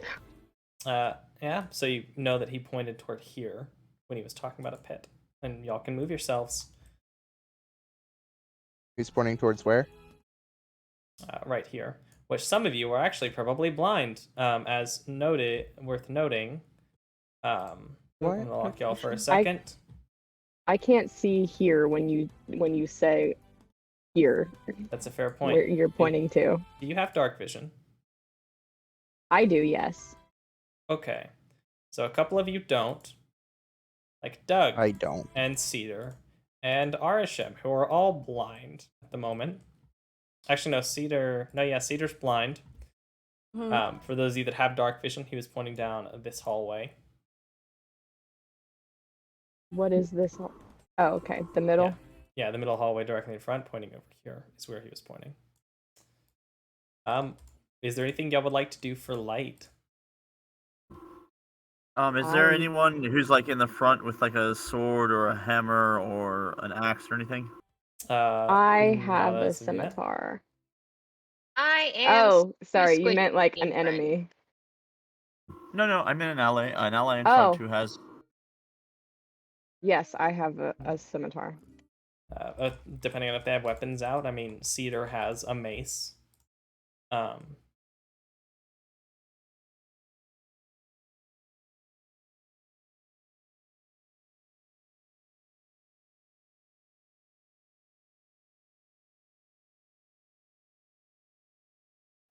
Could Doug look at Thicket?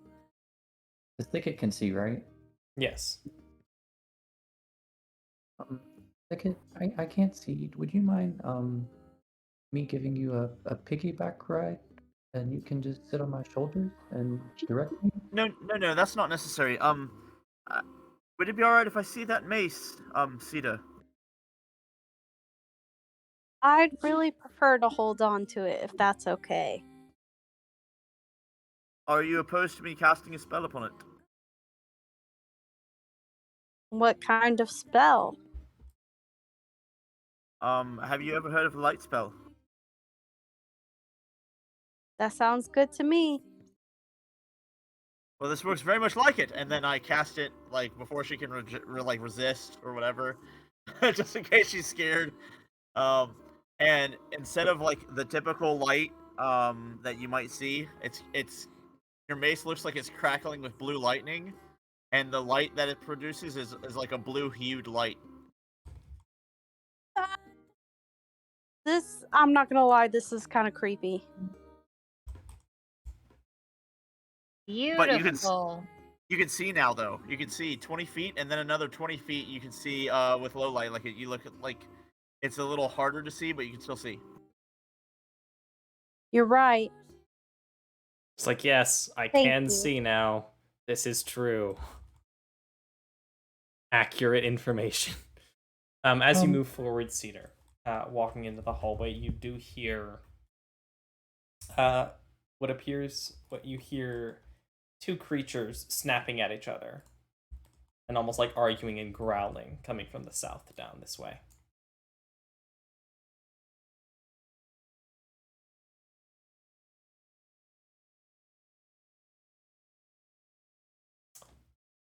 Are you walking by? Yeah, I'm gonna pass it on.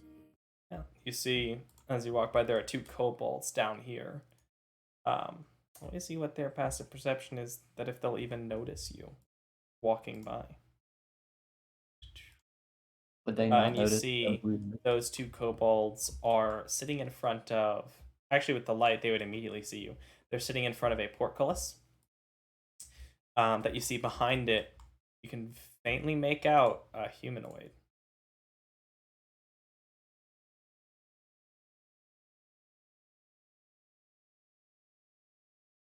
They look over.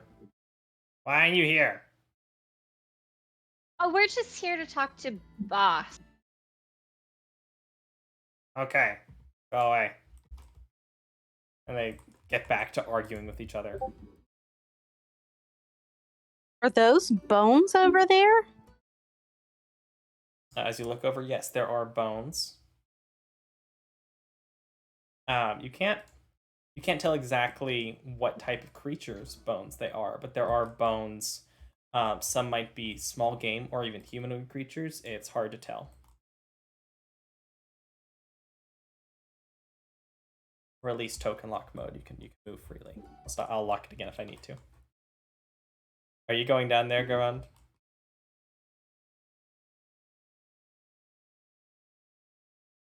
Yeah. So you said that's a portcullis. Yeah, there is a portcullis to the south, and then also two kobolds sitting in front of it. Lock tokens as you'll move over this, because that's important. How are you going to move over this area, Cedar and Thicket? What does that mean? This area. What's the path you'd like to move? Go ahead and move your tokens. Tell me what the path is. I've been keeping an eye out for the pit. Okay. Your passive perception, unless it's lower than a 10, is Mine enough. is 17. Yeah, since you're keeping an eye out, you can easily see that this whole 10-foot area here is a loosely covered tarp that, lifting up just the edge a little bit, is a 10-foot drop. Oh. Yeah, I'm gonna stay right here. I found the pit, you guys. Since you know where it is, you can easily step around it. I was just going to say, like, if you're just walking through, you're going to fall.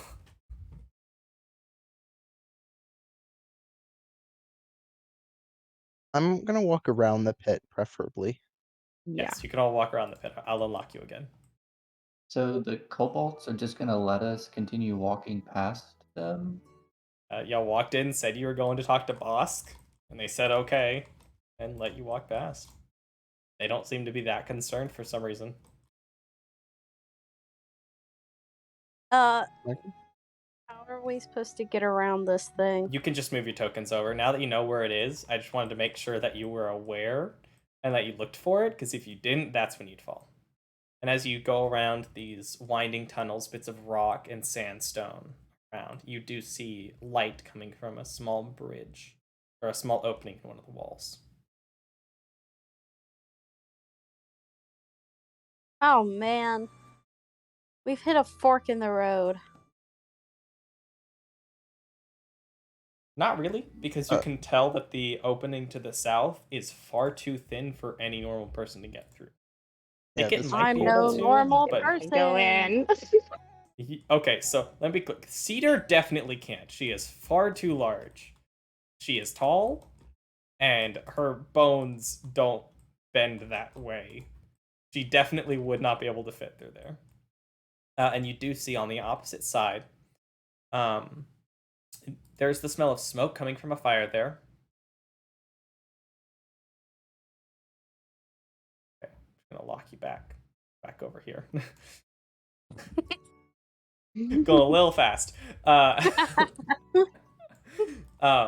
There is a smell of smoke coming from in there, as it seems to almost be traveling along the ceiling through the hole and like back toward the way you came, traveling along the ceiling out of the cave. As there's a slight slant downward as you've been going.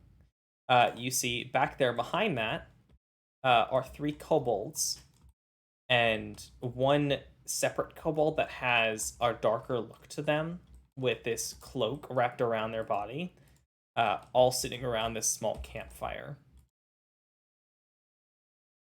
dimly lighting the area. Wait, they're which way? They're down here. Through there. Okay.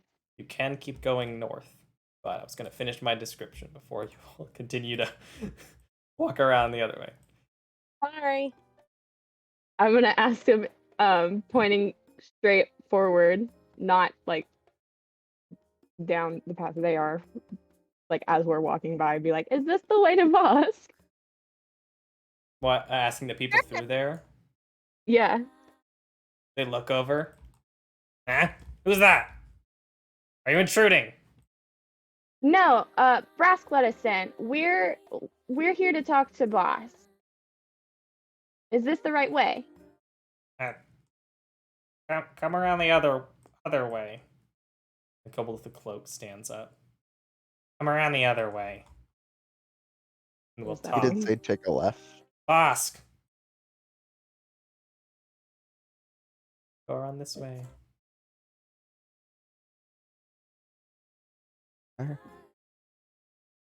We head in the direction it pointed. Okay. Walking into this room, you have the smell of smoke and roasted meat filling the area. Ooh. You can see roasting over the campfire some sort of kebab. There are 2 short passages to the south, and you see, seemingly having been called forward, a blue dragonborn begins to head up from the south side. But, oop. Yeah. Not pre-placed these? I guess I didn't.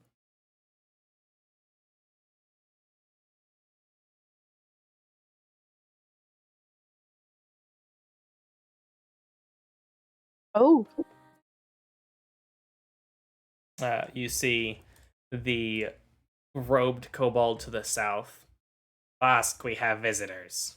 As you see, this blue dragonborn, fairly short, roughly 5'4", but fairly heavy built, with surprisingly a tail. As you know, it's a fairly rare occurrence among dragonborn, but it does happen. With 2 hand axes that he's holding to his sides and a fairly patchwork leather armor running across his body. Multiple scars across both his face, his shoulders, and his tail, down to a small, mostly looks like metal banding along his tail with spikes sticking out of it. You see this guy.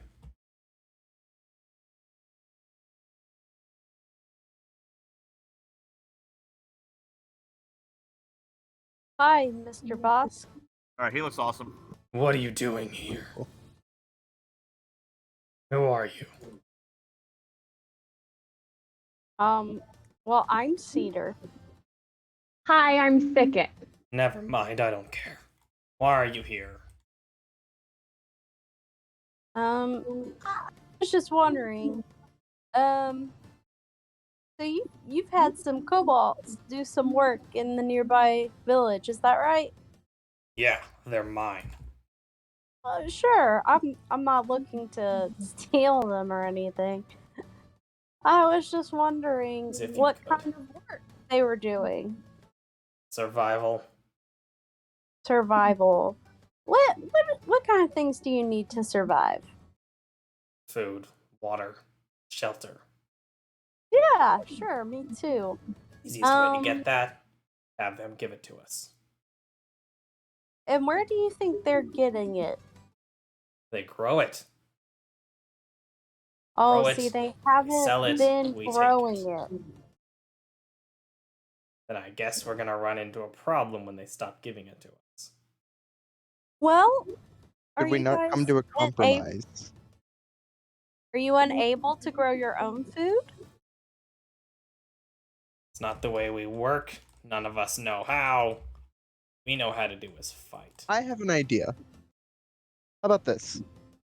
Why not ask the people? Why don't we get you guys and the villagers to, get you guys into, I guess, like a sort of training program for the kobolds to learn how to make food. That way, you don't have to rely on them, and you can, either help them out, establish trade, or, something like that. I think it'd be Or much more beneficial if you learned how to make your own food so that you don't have to rely on other people. Because what are 'Cause, you like, gonna what do if happens if they stop? if something happens to them? we'll find someone else to get food from. Maybe But what if you can't find That anyone? might take a while, though. Eh, Wouldn't it just be better if you had your own food already? we're good.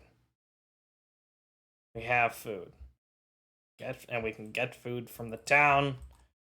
Can't get food from that town. We'll head to Feldspar or Vale, somewhere else. Aren't you tired of having to rely on others, though? No. Mhm. I mean, to be frank, some people don't live as long as you do, right? A lot of people don't. Exactly. So when they die, you're going to When be they hungry. when they die, they're dead, and someone else will be alive. And What then if- I'll get my food from them. How about this, right? You don't want to work. That's obvious. So what if you just got the kobolds to help the villagers grow food in exchange for that food? Or could keep doing what we're doing since it's working out. And Because just keep getting food from the village. it seems like I a think lot. that seems kind of dangerous. Like, if you're threatening people for food, it's still a lot of work for the kobolds. Why not just have them work for the food in the village and no one has to deal with anything dangerous? Because It's you less realize, work. right? You Well, they're realize, already right, that if working, they're having hungry, to gather the food in the first place and threatening these people. It's already work. Yeah. And who knows, maybe working with the village will significantly increase your quality of living. and probably the quantity of food. Exactly. Oh, we're doing just fine. You could be doing better, though. Everyone likes to do better. And no, you're right. We could be doing better. He looks over to the kobold with the cloak behind him, and you see part behind the cloak connected to are these two smaller than the winged kobold, but these two patchwork mixtures of wood and cloth wings bound to its back as it looks over and looks back to him and just nods. Or we could just take over the town, and then I could be its lord. I think you'll find that you might end up with less food. Ah, I doubt it. I'm sure it'll work out. I mean, I'll be a what great leader. I've already led this group of kobolds for weeks, and it worked how out. about this, right? You don't need to take over the town, but you can learn from the town and start your own town. uh, that's funny. I like that.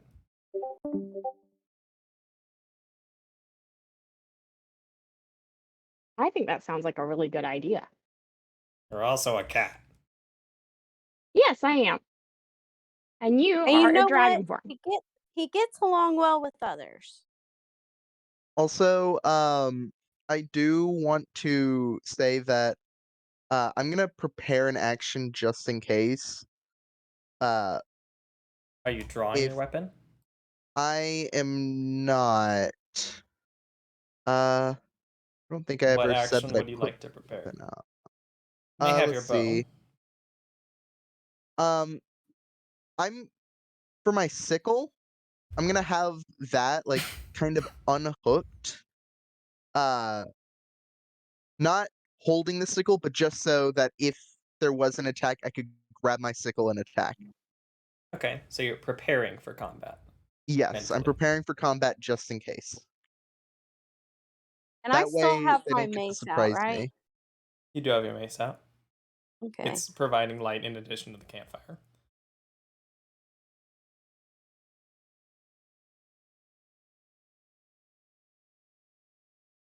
I think I'd be alright. I think I'd be a good lord. I don't think Of the people your of the own village would like that very much. And why does that matter? Well, if people don't, if people have a problem with you, then that could put a target on your back, and they Good, might then let try and him kill attack me. you. This is You don't want Vacuo. people to attack you, do you? That's a lot of work having to defend yourself. It's what I've done every day of my life. Exactly. Aren't you tired? No, I'm good at it. I don't think you should have to live like that. Maybe one day I won't. Just then I'll be dead. Listen. You come here with something to do, some good reason why I should stop. So far, it just sounds like you want me to be a normal person, and I'm not interested. Spend my life as a fighter, and it's what I'm good at. But you could ask people of the village if they need people to fight. I'm sure they could use some better guards. They've had a lot of problems with guards.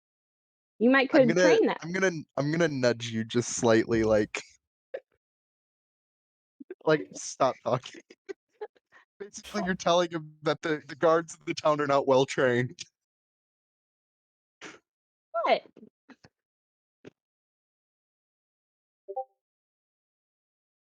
I'm sure they probably know. What I think they're trying to say is that maybe you could both learn things from each other. Because I'm sure you guys have different fighting styles and stuff like that.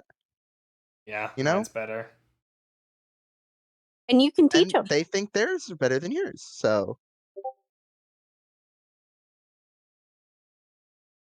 I want Arisham to roll a persuasion check with advantage.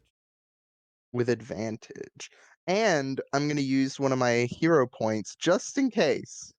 Alright, so you can go ahead and roll a d4 and add it into the modifier window to the bottom left before you roll the check.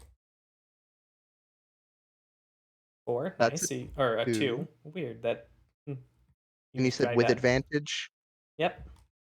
So Okay. AV. And that was a persuasion? It's a persuasion check.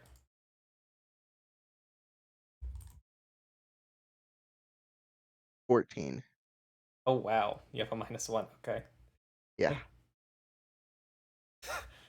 Okay. How's this? You're funny. And y'all seem fine. Maybe even strong. I respect that. The way I see it, I don't want to live a normal life. Not interested in moving into the town. Not interested in not fighting. But I'm a merciful guy. So if you want, I'll let you leave right now. Or you can stay and we can fight this out. And then maybe we'll figure out if the towns really need saving or Hmm. I think I might have an idea. not. What?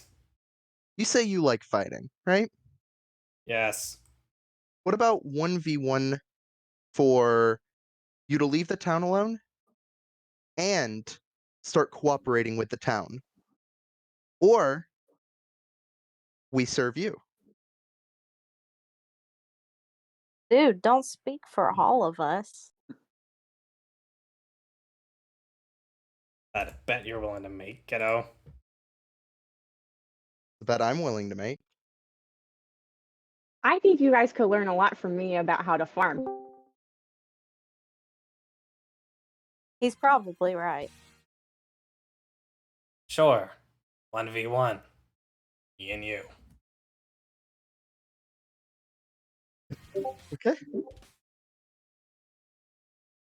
Alright. Are y'all gonna let RSM fight him?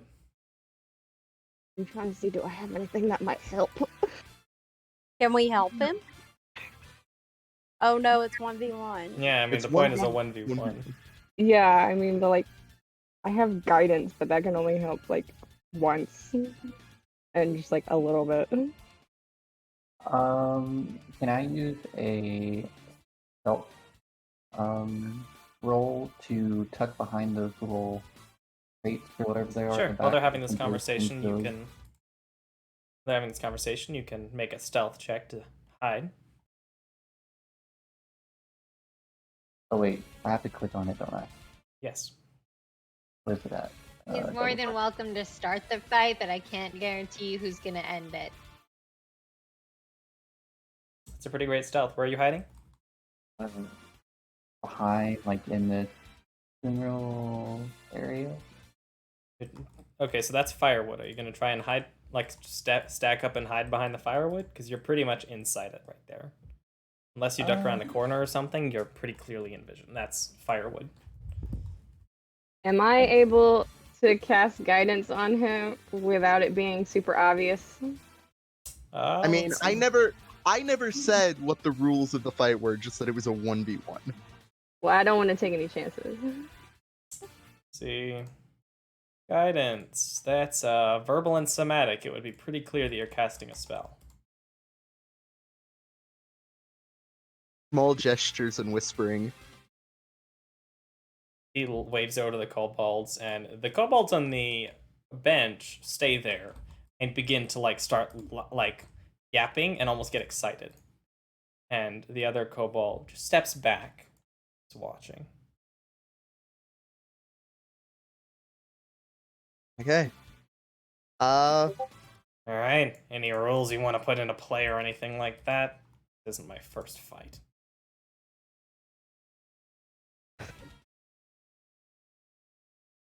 let's see.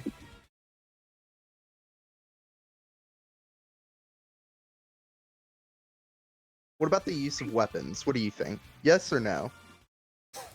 Are you good Either with way, weapons or no? I'll beat you either way. Okay. Let's use weapons then. I'm gonna pull out my quarterstaff. Okay. Is Thicket moving wait. anywhere else? Let me check real quick. Non-lethal versatile parry. Yeah. Here.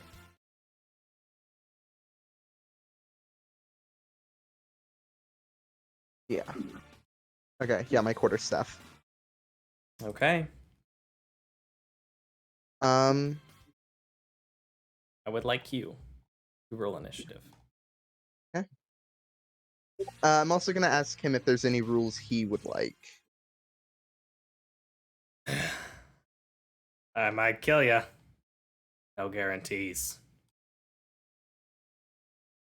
Right back at ya. I'm actually gonna use my sickle if he's gonna say that to me. He will.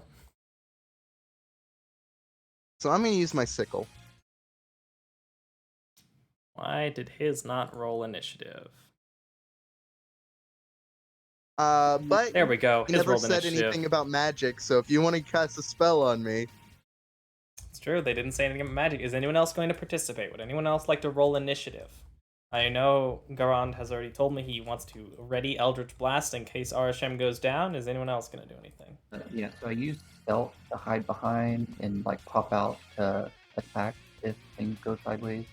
Okay. If So I you're hiding in ready stealth? a spell, is that gonna use the spell slot? If it is a first level spell or higher, yes. Okay, well, Doug is well hidden. Moretta, was that meant to be a initiative roll? That was my initiative. Okay, let's see. Right. So, it's worth noting for those of you that don't know Fantasy Grounds, which is basically everyone but me, you can roll initiative from your main page. There's AC, initiative, and speed written on there, and that's where you can double click or drag the initiative to easily roll that, and it'll automatically add to your character. For Moretta, since the 10 was pretty good, I'm just going to go ahead and manually put your 13 in.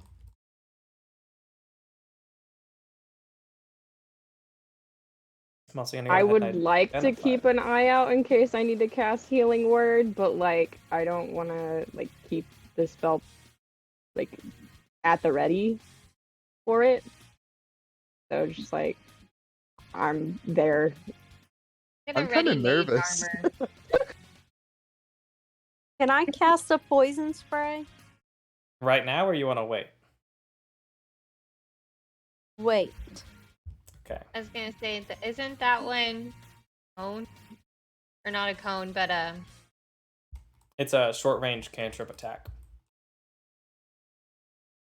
When we're saying short range, how far? What does the spell say? It says poison spray. I have no idea. So on your spells, there's the little dragon to the right. You can click on the dragon and it will bring up all the information about the spell. So the range is 10 feet, so only someone within 10 feet of you. So he would basically squares. have to be behind Asherim. Yeah. Arushim, sorry. Yeah, you'd have to be right there to do it. Yeah. But you could also, if you waited and used it on your turn, you could move forward and then use it. All right, is anyone else going to prepare anything? All right. I'm readying mage armor. So mage armor is something that while you technically could ready, you could also just go ahead and cast it on yourself, and it would save the action because mage armor outlasts hours. This You is could go true, ahead. You could go ahead and cast if you like. You don't have to hold it. but I don't want to waste a spell slot. Are you gonna want the AC if fight breaks out? I want to see how the fight goes first. All right. First up will be Bosk. He is going to immediately, using his action, he's going to technically make an attack, as he is going to sweep his hand axe down into the fire and throw coals at you in an attempt to blind you. Oh, so he great. is going to make an attack roll, and I'd like you to make a dexterity saving throw. And the winner, if he wins, you will be blinded until the start of your next turn. But if he wins, or if you win, then it will have no effect. The saving throw is just under ability, like on the main page. Yeah, it's on the main page. It'll be on the right side. It's where the What's saves it? are. The 25 succeed. Yes, it does. As you see him sweep, you're prepared. You've dealt with people like this before that fight in a more gladiatorial style. As you see him shifting, this clearly isn't his first fight. There's something odd about it, and you can see from the scars, this is not his first combat. He has seen this many times before. As he swings the coals up, you easily bring up your arm, block them from your eyes, and push them away. He's then going to step forward and use his bonus action to make a hand axe attack against you.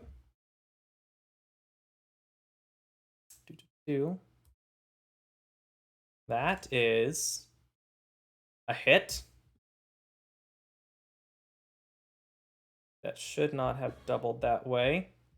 You are not unconscious. Jeez, okay. You only have 6 wounds. Oop, go ahead. Yeah, he hits hard. Boom. As he swings up the hand axe, it's a very strong hit as he cuts into your leg, sweeping downward as you're blocking and still getting rid of the coals. He swings downward and hits straight into your thigh, pulling the hand axe back out and stepping into a battle stance. And Okay. then Moretta's not going to do anything, I don't think. RSM, it is your turn. Let's see. Can I move? Would you like to? Yeah. Okay, go ahead.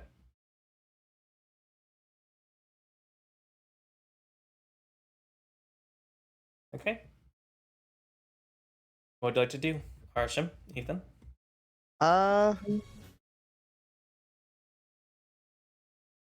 As the kobolds did shear as he cut into you. Yeah. The rest of us went, ooh. Yeah, I it would definitely did like not look fun. to. Should I slash or pierce at him with my sickle? Let's see. Spearing. Okay. Yeah, I'm gonna attack him with my sickle. Okay, and just to make sure it procs correctly on damage type and everything. Okay, it's already set to slashing. Would you like to do slashing or piercing? I'll do slashing. Okay. It's a That 19 hits. hit. So you can go ahead and roll damage if you'd like. I don't know if you have anything you need Can to I add to it. can I use a hero point to add the damage? I don't think so. I'm Okay. gonna say no for now. Okay. We may add some system for it later, but for now it's just to make hits and stuff more likely. Nice, you cut into him, dealing 3 damage as you slice along part of his arm, but he seems pretty much unfazed by it. Okay. And I can't bonus action attack, can I? Not unless you're dual wielding. Dang. Let's see. What is ensnaring?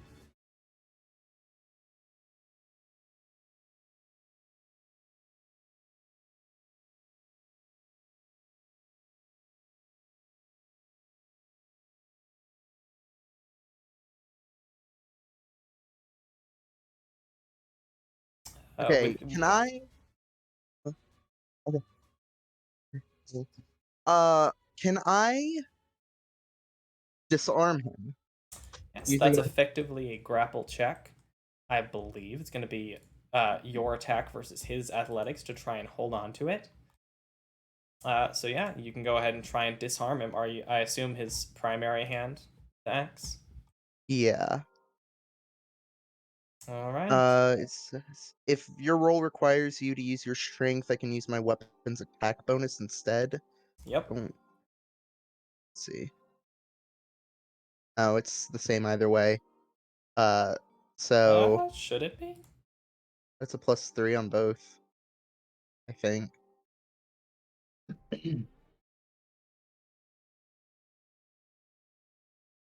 Wow, sickle's really not finesse, is it? Mm-mm. All right. So That's unfortunate. 13. Okay.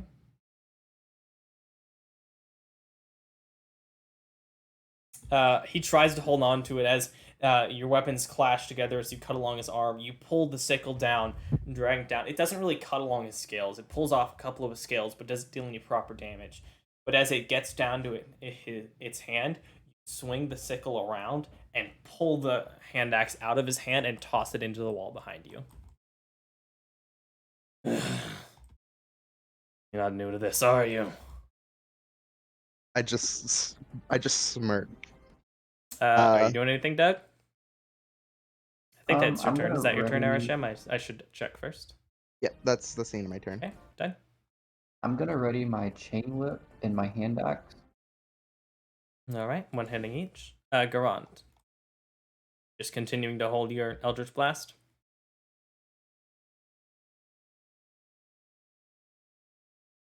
Yeah, so all of a sudden, it looks like he gets zapped with a little bit of lightning. Not Bosk, but Arishem.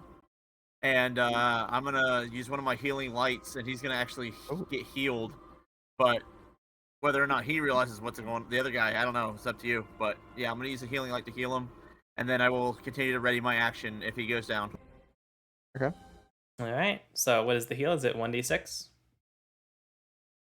Nice. Regain 2 hit points. I'm at 4 now. Okay. That's much more manageable than half my health. Yes, definitely. All right. Do. Cedar, is there anything you want to do?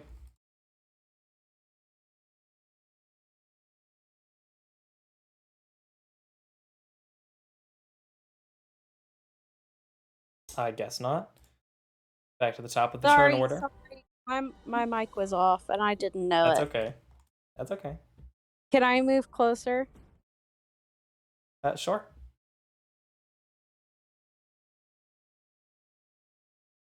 Just going up and standing next to Arsham. Yeah.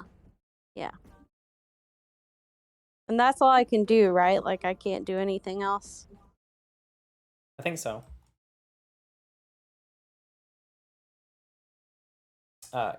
Bosk is going to pull up his hand axe and he is going to attack recklessly, giving himself advantage. He swings toward you. I'm tired of people like you.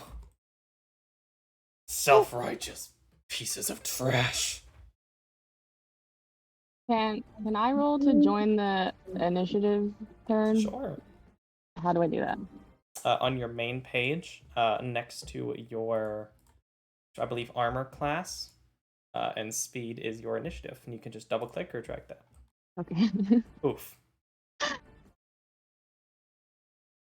Tired. Self-righteous douchebags. Everything's a fight, whether you like it or not. Are you doing anything, Moretta? Yes, I'm going to right here. Nice job. You got rid of his bonus action attack by getting rid of his other hand axe. Yep, that was my plan. I'm gonna cast Firebolt. Oh. Who are you casting it No, on? I think I'm gonna drop. I'm gonna drop my mage armor holding and hold Firebolt instead. Okay. For when, if Arshan gets knocked on. Okay. Just gonna hold Firebolt as this flicker of flame builds up in your hand.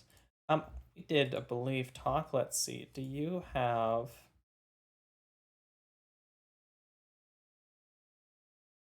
Did we talk? Huh.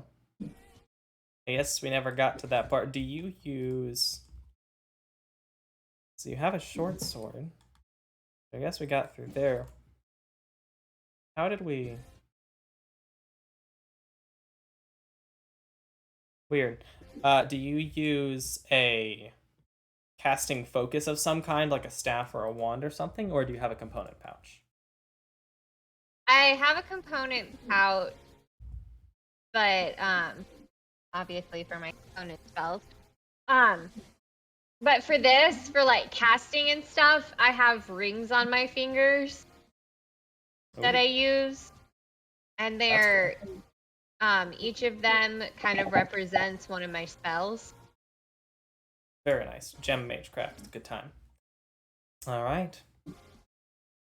Wait. All right, Shem, it's your turn. You are feeling very hurt. I have a question. I have an answer. Let's see if they match. Did I beat his AC by 5 or more when I attacked? Previous attack with the sickle. No. He does not have an AC of 8. Or was that a separate one? Oh no, that was the different damage. No, you did. Okay. Yeah, okay. So that's extra necrotic damage, right? It looks like I actually get. Or is this the? So this I is believe. Skewering, so since you did, the thing is, you did slashing damage, not piercing damage. And the damage type makes a difference for which result it's going to be. because the sickle has the variable ability. So whenever you roll a 5 or higher or roll a critical hit, you get the following effect. Bludgeoning gains the staggering property, piercing gains skewering, and slashing gains slicing. So you would not gain skewering, but you would gain slicing. So you would deal proficiency in necrotic damage. So I'll go ahead and deal 2 more wounds to him. Cool. As he would have taken necrotic damage from the slicing effect.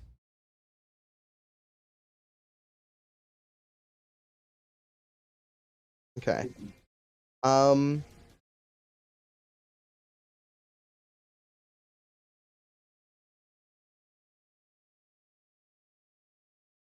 Would I get disadvantage if I attack with my bow from this close quarters? Yes, you would. Okay, just wondering. I guess I'm gonna attack again with the sickle. With the thing, yeah. All right. Good. And I'm going to add a weapon or a heroic dice. Another heroic point. Hero point. Yeah. All right. Mark that off. Roll the d4 and add it in. It's just a 1. No, it was a 3. Hey. Nice. Plus 3 to hit.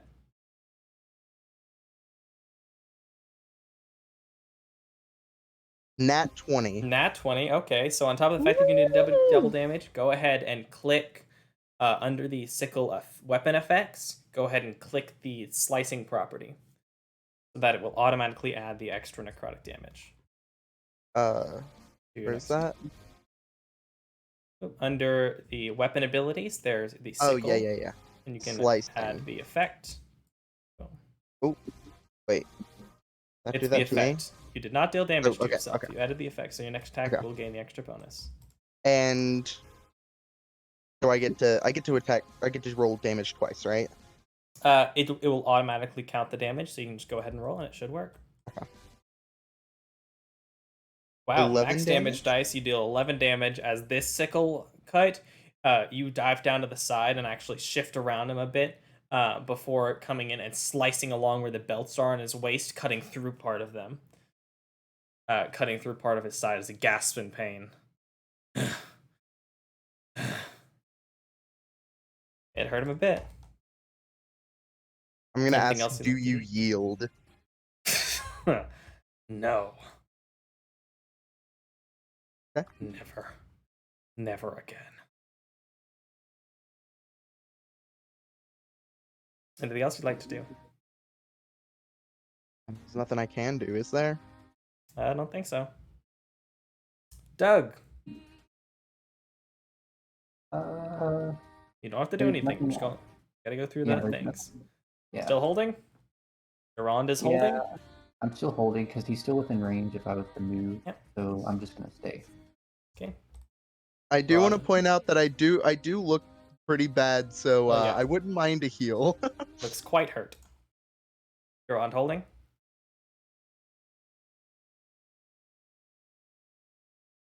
Is that a heal? Yeah, I'll use the second one, because this way I still am not casting a spell exactly just yet, so... Okay.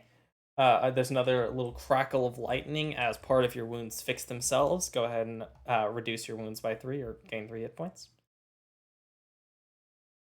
I'm trying to remember how to do math. 11 minus 3 is 8. Okay. I was thinking 8, but my mind wasn't working. Ticket?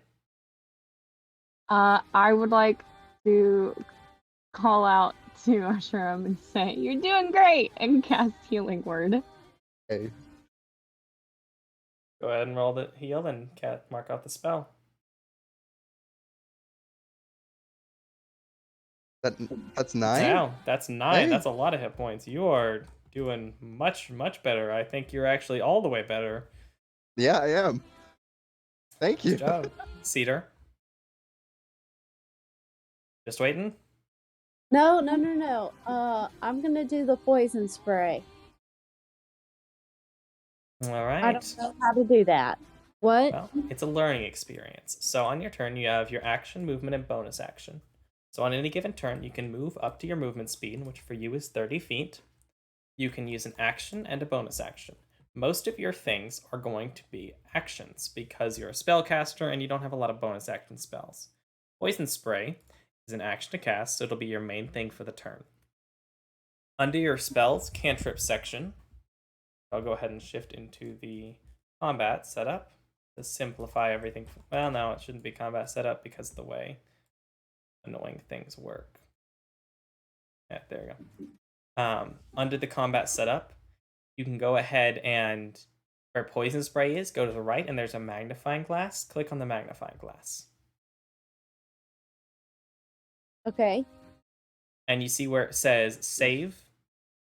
Yes. You can click on you can hold that down and drag it over Bosk and then let it go. And it'll automatically roll the save against him. You did succeed on the save. That's what the check mark is for. So unfortunately, because Poison Spray is a cantrip and isn't super duper strong, he does not take any damage from it because he succeeded. Oh man. Let's see. Cedar has what is your? Did we decide what your holy symbol was? I don't. Don't know. No, it did. We decided you were a cleric of Sylvanas. Yes.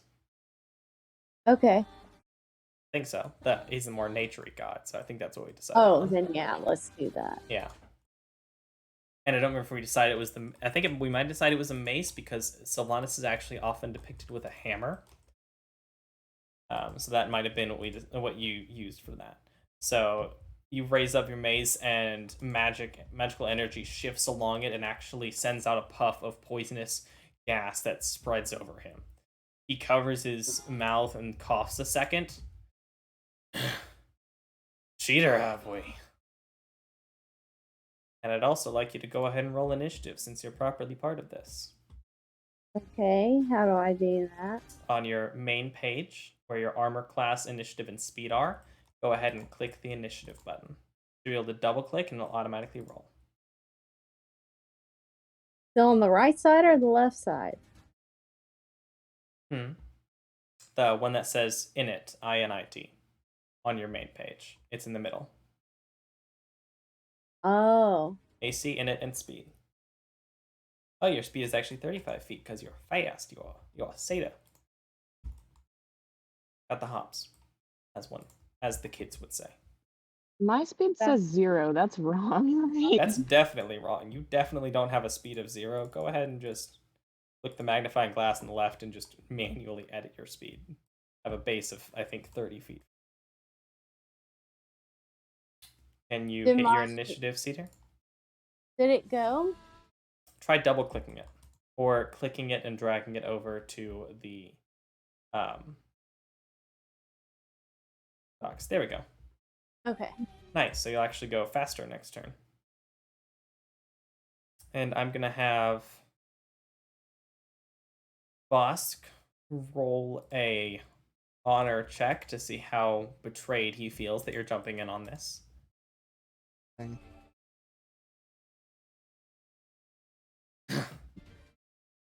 It's fine, I'll take both of you on. And he holds his hand back up toward the kobolds, motioning for them to stay put. Phew. And then he is going to make another reckless attack against Arsham. Oh, it occurs to me you should have advantage anyway because he is attacking recklessly. Actually, he's not going to make that attack. Looking at both of you, you see a weird smile come from his teeth. And let me check, so... No, it's not a sphere. Not a square. Okay, there we go. Oh, he's gonna use breath weapon, ain't he?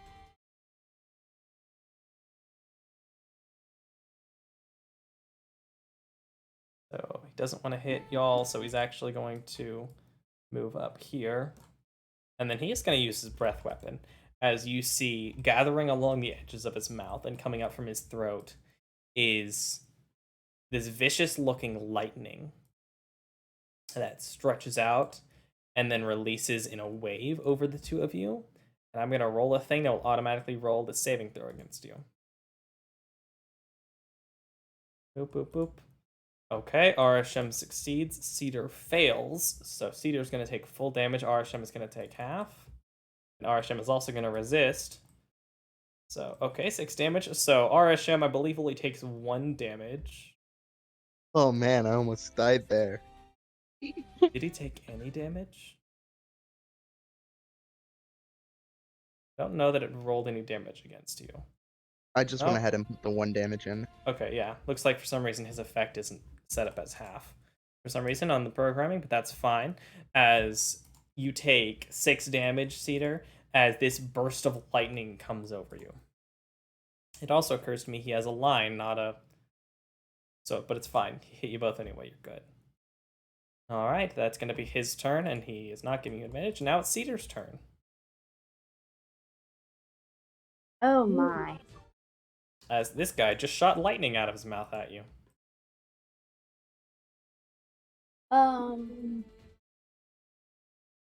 Let's see. Technically wasn't a magical effect, so your magic of resistance did not come into play. Let me use...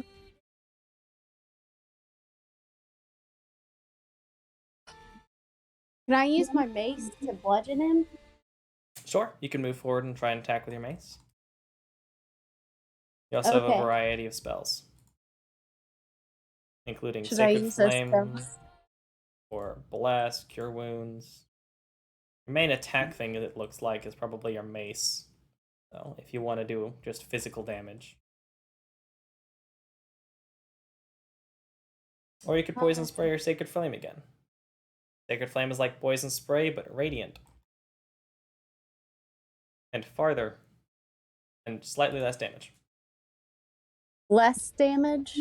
It's slightly less damage than Sacred Flame, yeah. Or I'm sorry, Sacred Flame is slightly less damage than Poison Spray. I'm gonna use my mace. Alright. So you can move up within 5 feet of him, so you'd want to move probably over here or over here. Which would you like to do? Here. Alright, you step forward. And now you can go ahead and you can either target him using, I believe, shift... control click. So you could control and click on him, or you can just drag the attack directly onto his token. I don't know how to do that though. Drag the attack? Or shift. I'm sorry, or control. Drag the attack. Okay, so on your sheet, up above your spells and stuff are your weapons. The D20 with the +4 next to it, that's the attack for the mace. So you'll want to drag that roll onto it. Oh no. Unfortunately, that misses. As you swing by him, he seems a bit more prepared for you, and he actually brings up his hand axe, catches the mace in it, and then pulls it to the side, leaving you imbalanced. Oh Lord.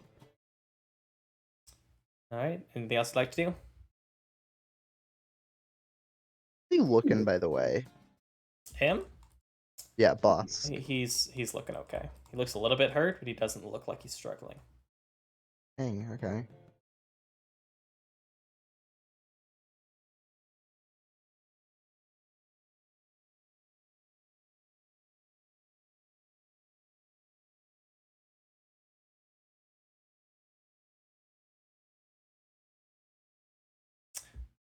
Alright, Moretta, is there anything you'd like to do?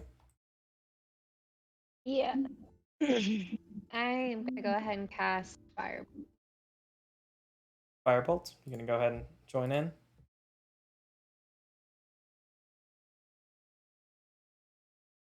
That D20 just went right off the side. That's also a short sword. Oh, whoops! I mean, you hit anyway, and you only would have hit more with your firebolt because you have a higher to hit. Then you can go ahead and drag the fire damage onto him.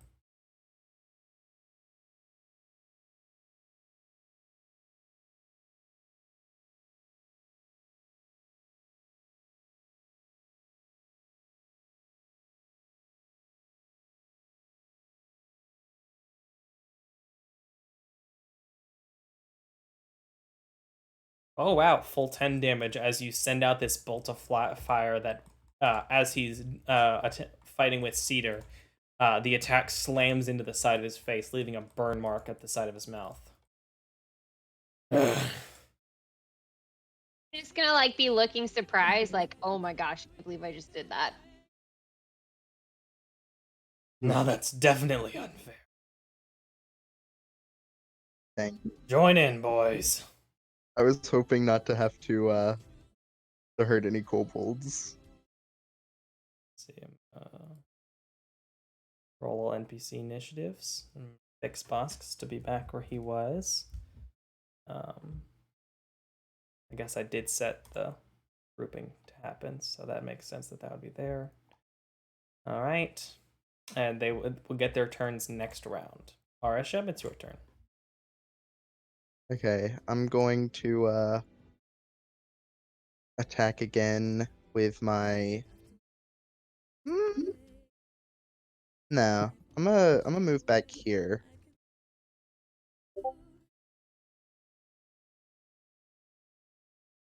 I'm gonna move and take the opportunity attack. Okay.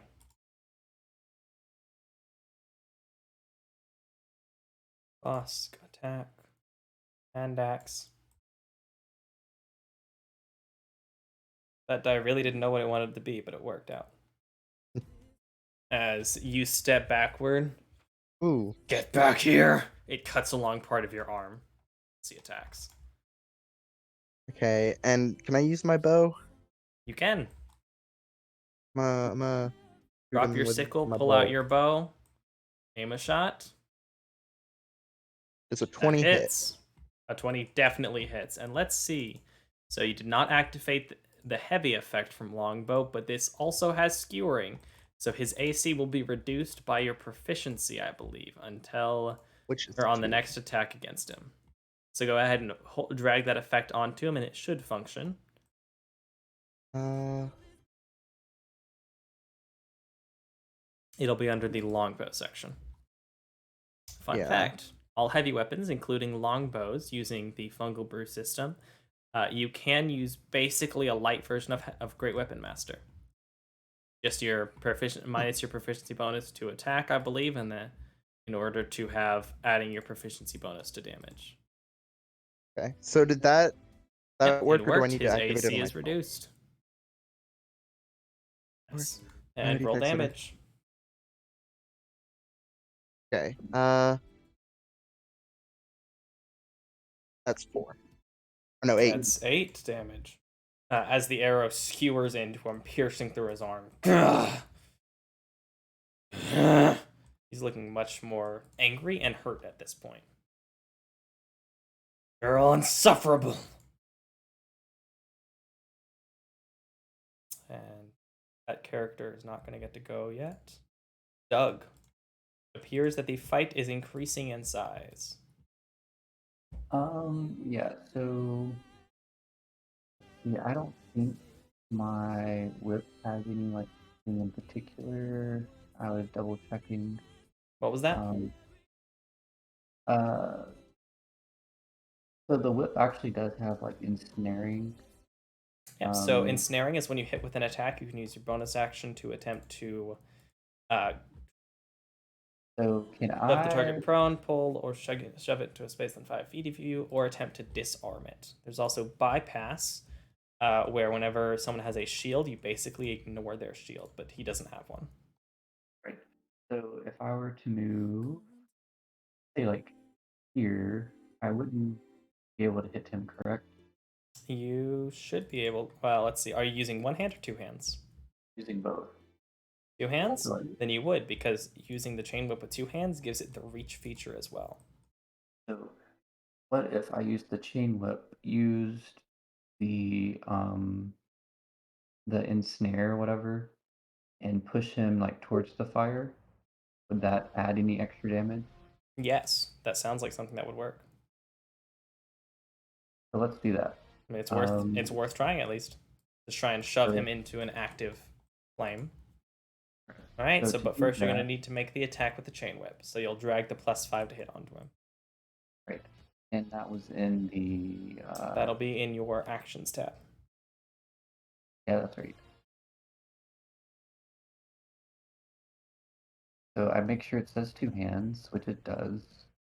And then I just Drag the +5.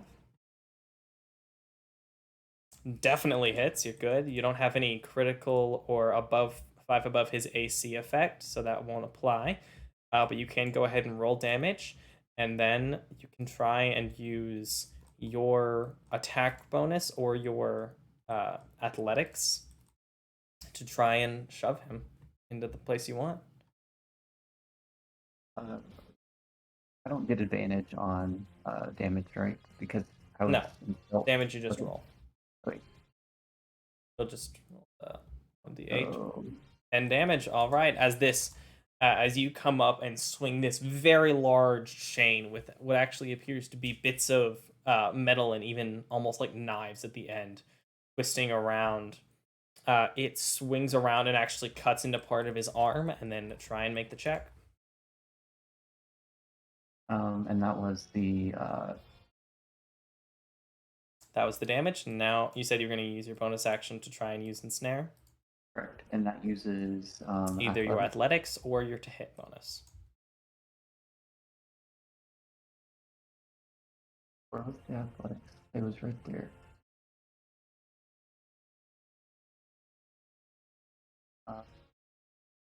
Let's do athletics. 19 versus his athletics. How's he gonna do? All right, so as you do this, grabbing onto his arm, you pull him toward you, and he actually shifts over a bit, landing on top of the fire. At the start of his turn, he's going to take some damage as he pushes the chain and it comes off of his arm. Did we decide that you had something attached to your chain, or is it just the chain? Because I had to have it two-handed to do the ensnare, I don't have the second weapon just yet. Well, yeah, but I mean, we talked about if your chain was part of another weapon, like if you had. Yes. So currently there's like a hand axe attached to the end. All right. Chain axe, very nice. All right. Next up is Garand. Clearly, there's stuff going on. All right, I will cast Brine. So, I will reveal my Phoenix Tears vial. It'll storm, and people will smell like they think they smell the sea. And all of my scars will glow blue. And now that you guys have seen it in full, you'll know that that's kind of what's going on. I will hit him with Brine, and then follow up with the. What is All that? right. The Eldritch Blast. Eldritch Blast follow up. Okay, so the effect for Brine. Let's see, there should be.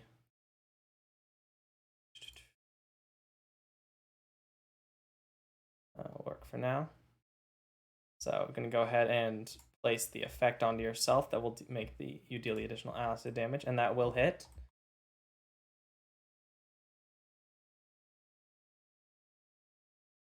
You should roll the damage associated with it. I don't think you have anything to increase the damage, but in the future on the Eldritch Blast, you can also just do the 1d10 force. Because if you just roll it straight like that, it doesn't actually automatically affect their hit points. I have to go in and manually do it. Gotcha, my fault. Yeah, No, it will fine. later on a higher level, but yeah, no, thank you for saying something. Yeah. Still learning. So I'll just go ahead. Oop. That's not right. Sorry about that. So yeah, it'll be 7 force and then 2 acid. On Fantasy Grounds. Luckily enough for you, he doesn't resist either of those, as he is looking quite hurt. As as you all see Garon step out, he pulls out this small vial that seems to have.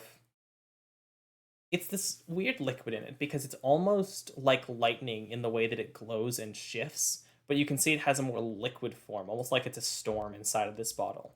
As the tattoos going along the back of his neck and shoulders light up, it seems to react with the vial. and this thin blue almost mist shifts around Bosk as the effect takes hold on him, and then pushing down his hand from his shoulder and along his arm, this electricity builds up on Garon before he releases it as it shifts into this magical energy that strikes into Bosk, burning along through part of his arm. Yeah. Thicket. Return. Let's see. So you all started jumping in and dealt a lot more damage in one turn than Arashem was doing. Yeah. He's looking much more hurt very quickly. It's almost like teamwork helps. I was more so trying to prevent the kobolds from getting involved so they didn't get hurt. That's fair. A worthy goal. How hurt does he look? Like,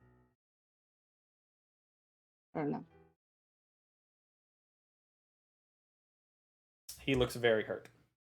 Okay. He's taken fire to the face, force magic to the arm. He's had his arm ripped up by a hatchet on the end of a chain. An arrow is sticking out of his other shoulder. Not looking good. Does it look like after all of these hits he's taken that the kobolds are eager to help him, or Yes. if they're a little scared? They look eager to help him. Okay.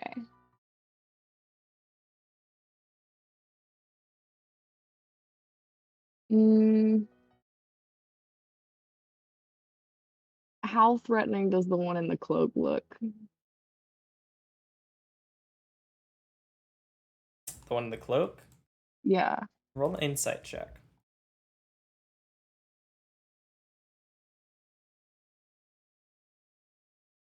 You can see underneath the edge of the cloak, there is a cruel smile moving up its mouth. There's a what? A cruel smile twisting up its mouth. It looks like it knows what it's doing and it's happy about the current events.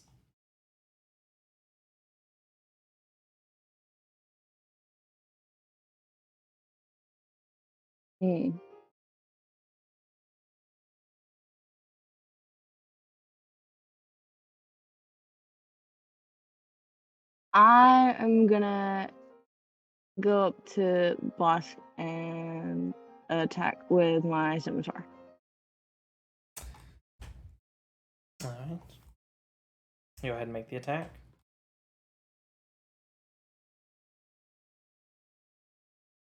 As you all see, this tiny cat run up, pull a scimitar out of its bag, and he makes an attack. And hits, good job. And also clears his AC by 5, so... Slashing. Go ahead and add the effect on it, and you do not get the cavalry effect because you're not riding on someone. Know how to add the effect. So you actually, under weapon ability, scimitar, you would have added the effect before you rolled, but I can just add that to the damage. Okay. It also likes like you didn't roll the damage onto him, so I'll go ahead and add that. Gasps in pain as this sword is plunged into his stomach. And now, as we begin the 4th round, I would like to propose, do we want to stop there for the evening? I would propose yes. Yeah, maybe. All right. Yeah. Yeah, good cliffhanger. As A place Cat stabs into him, ready. Cat Thicket stabs in, Boss looks over. I gave you a chance.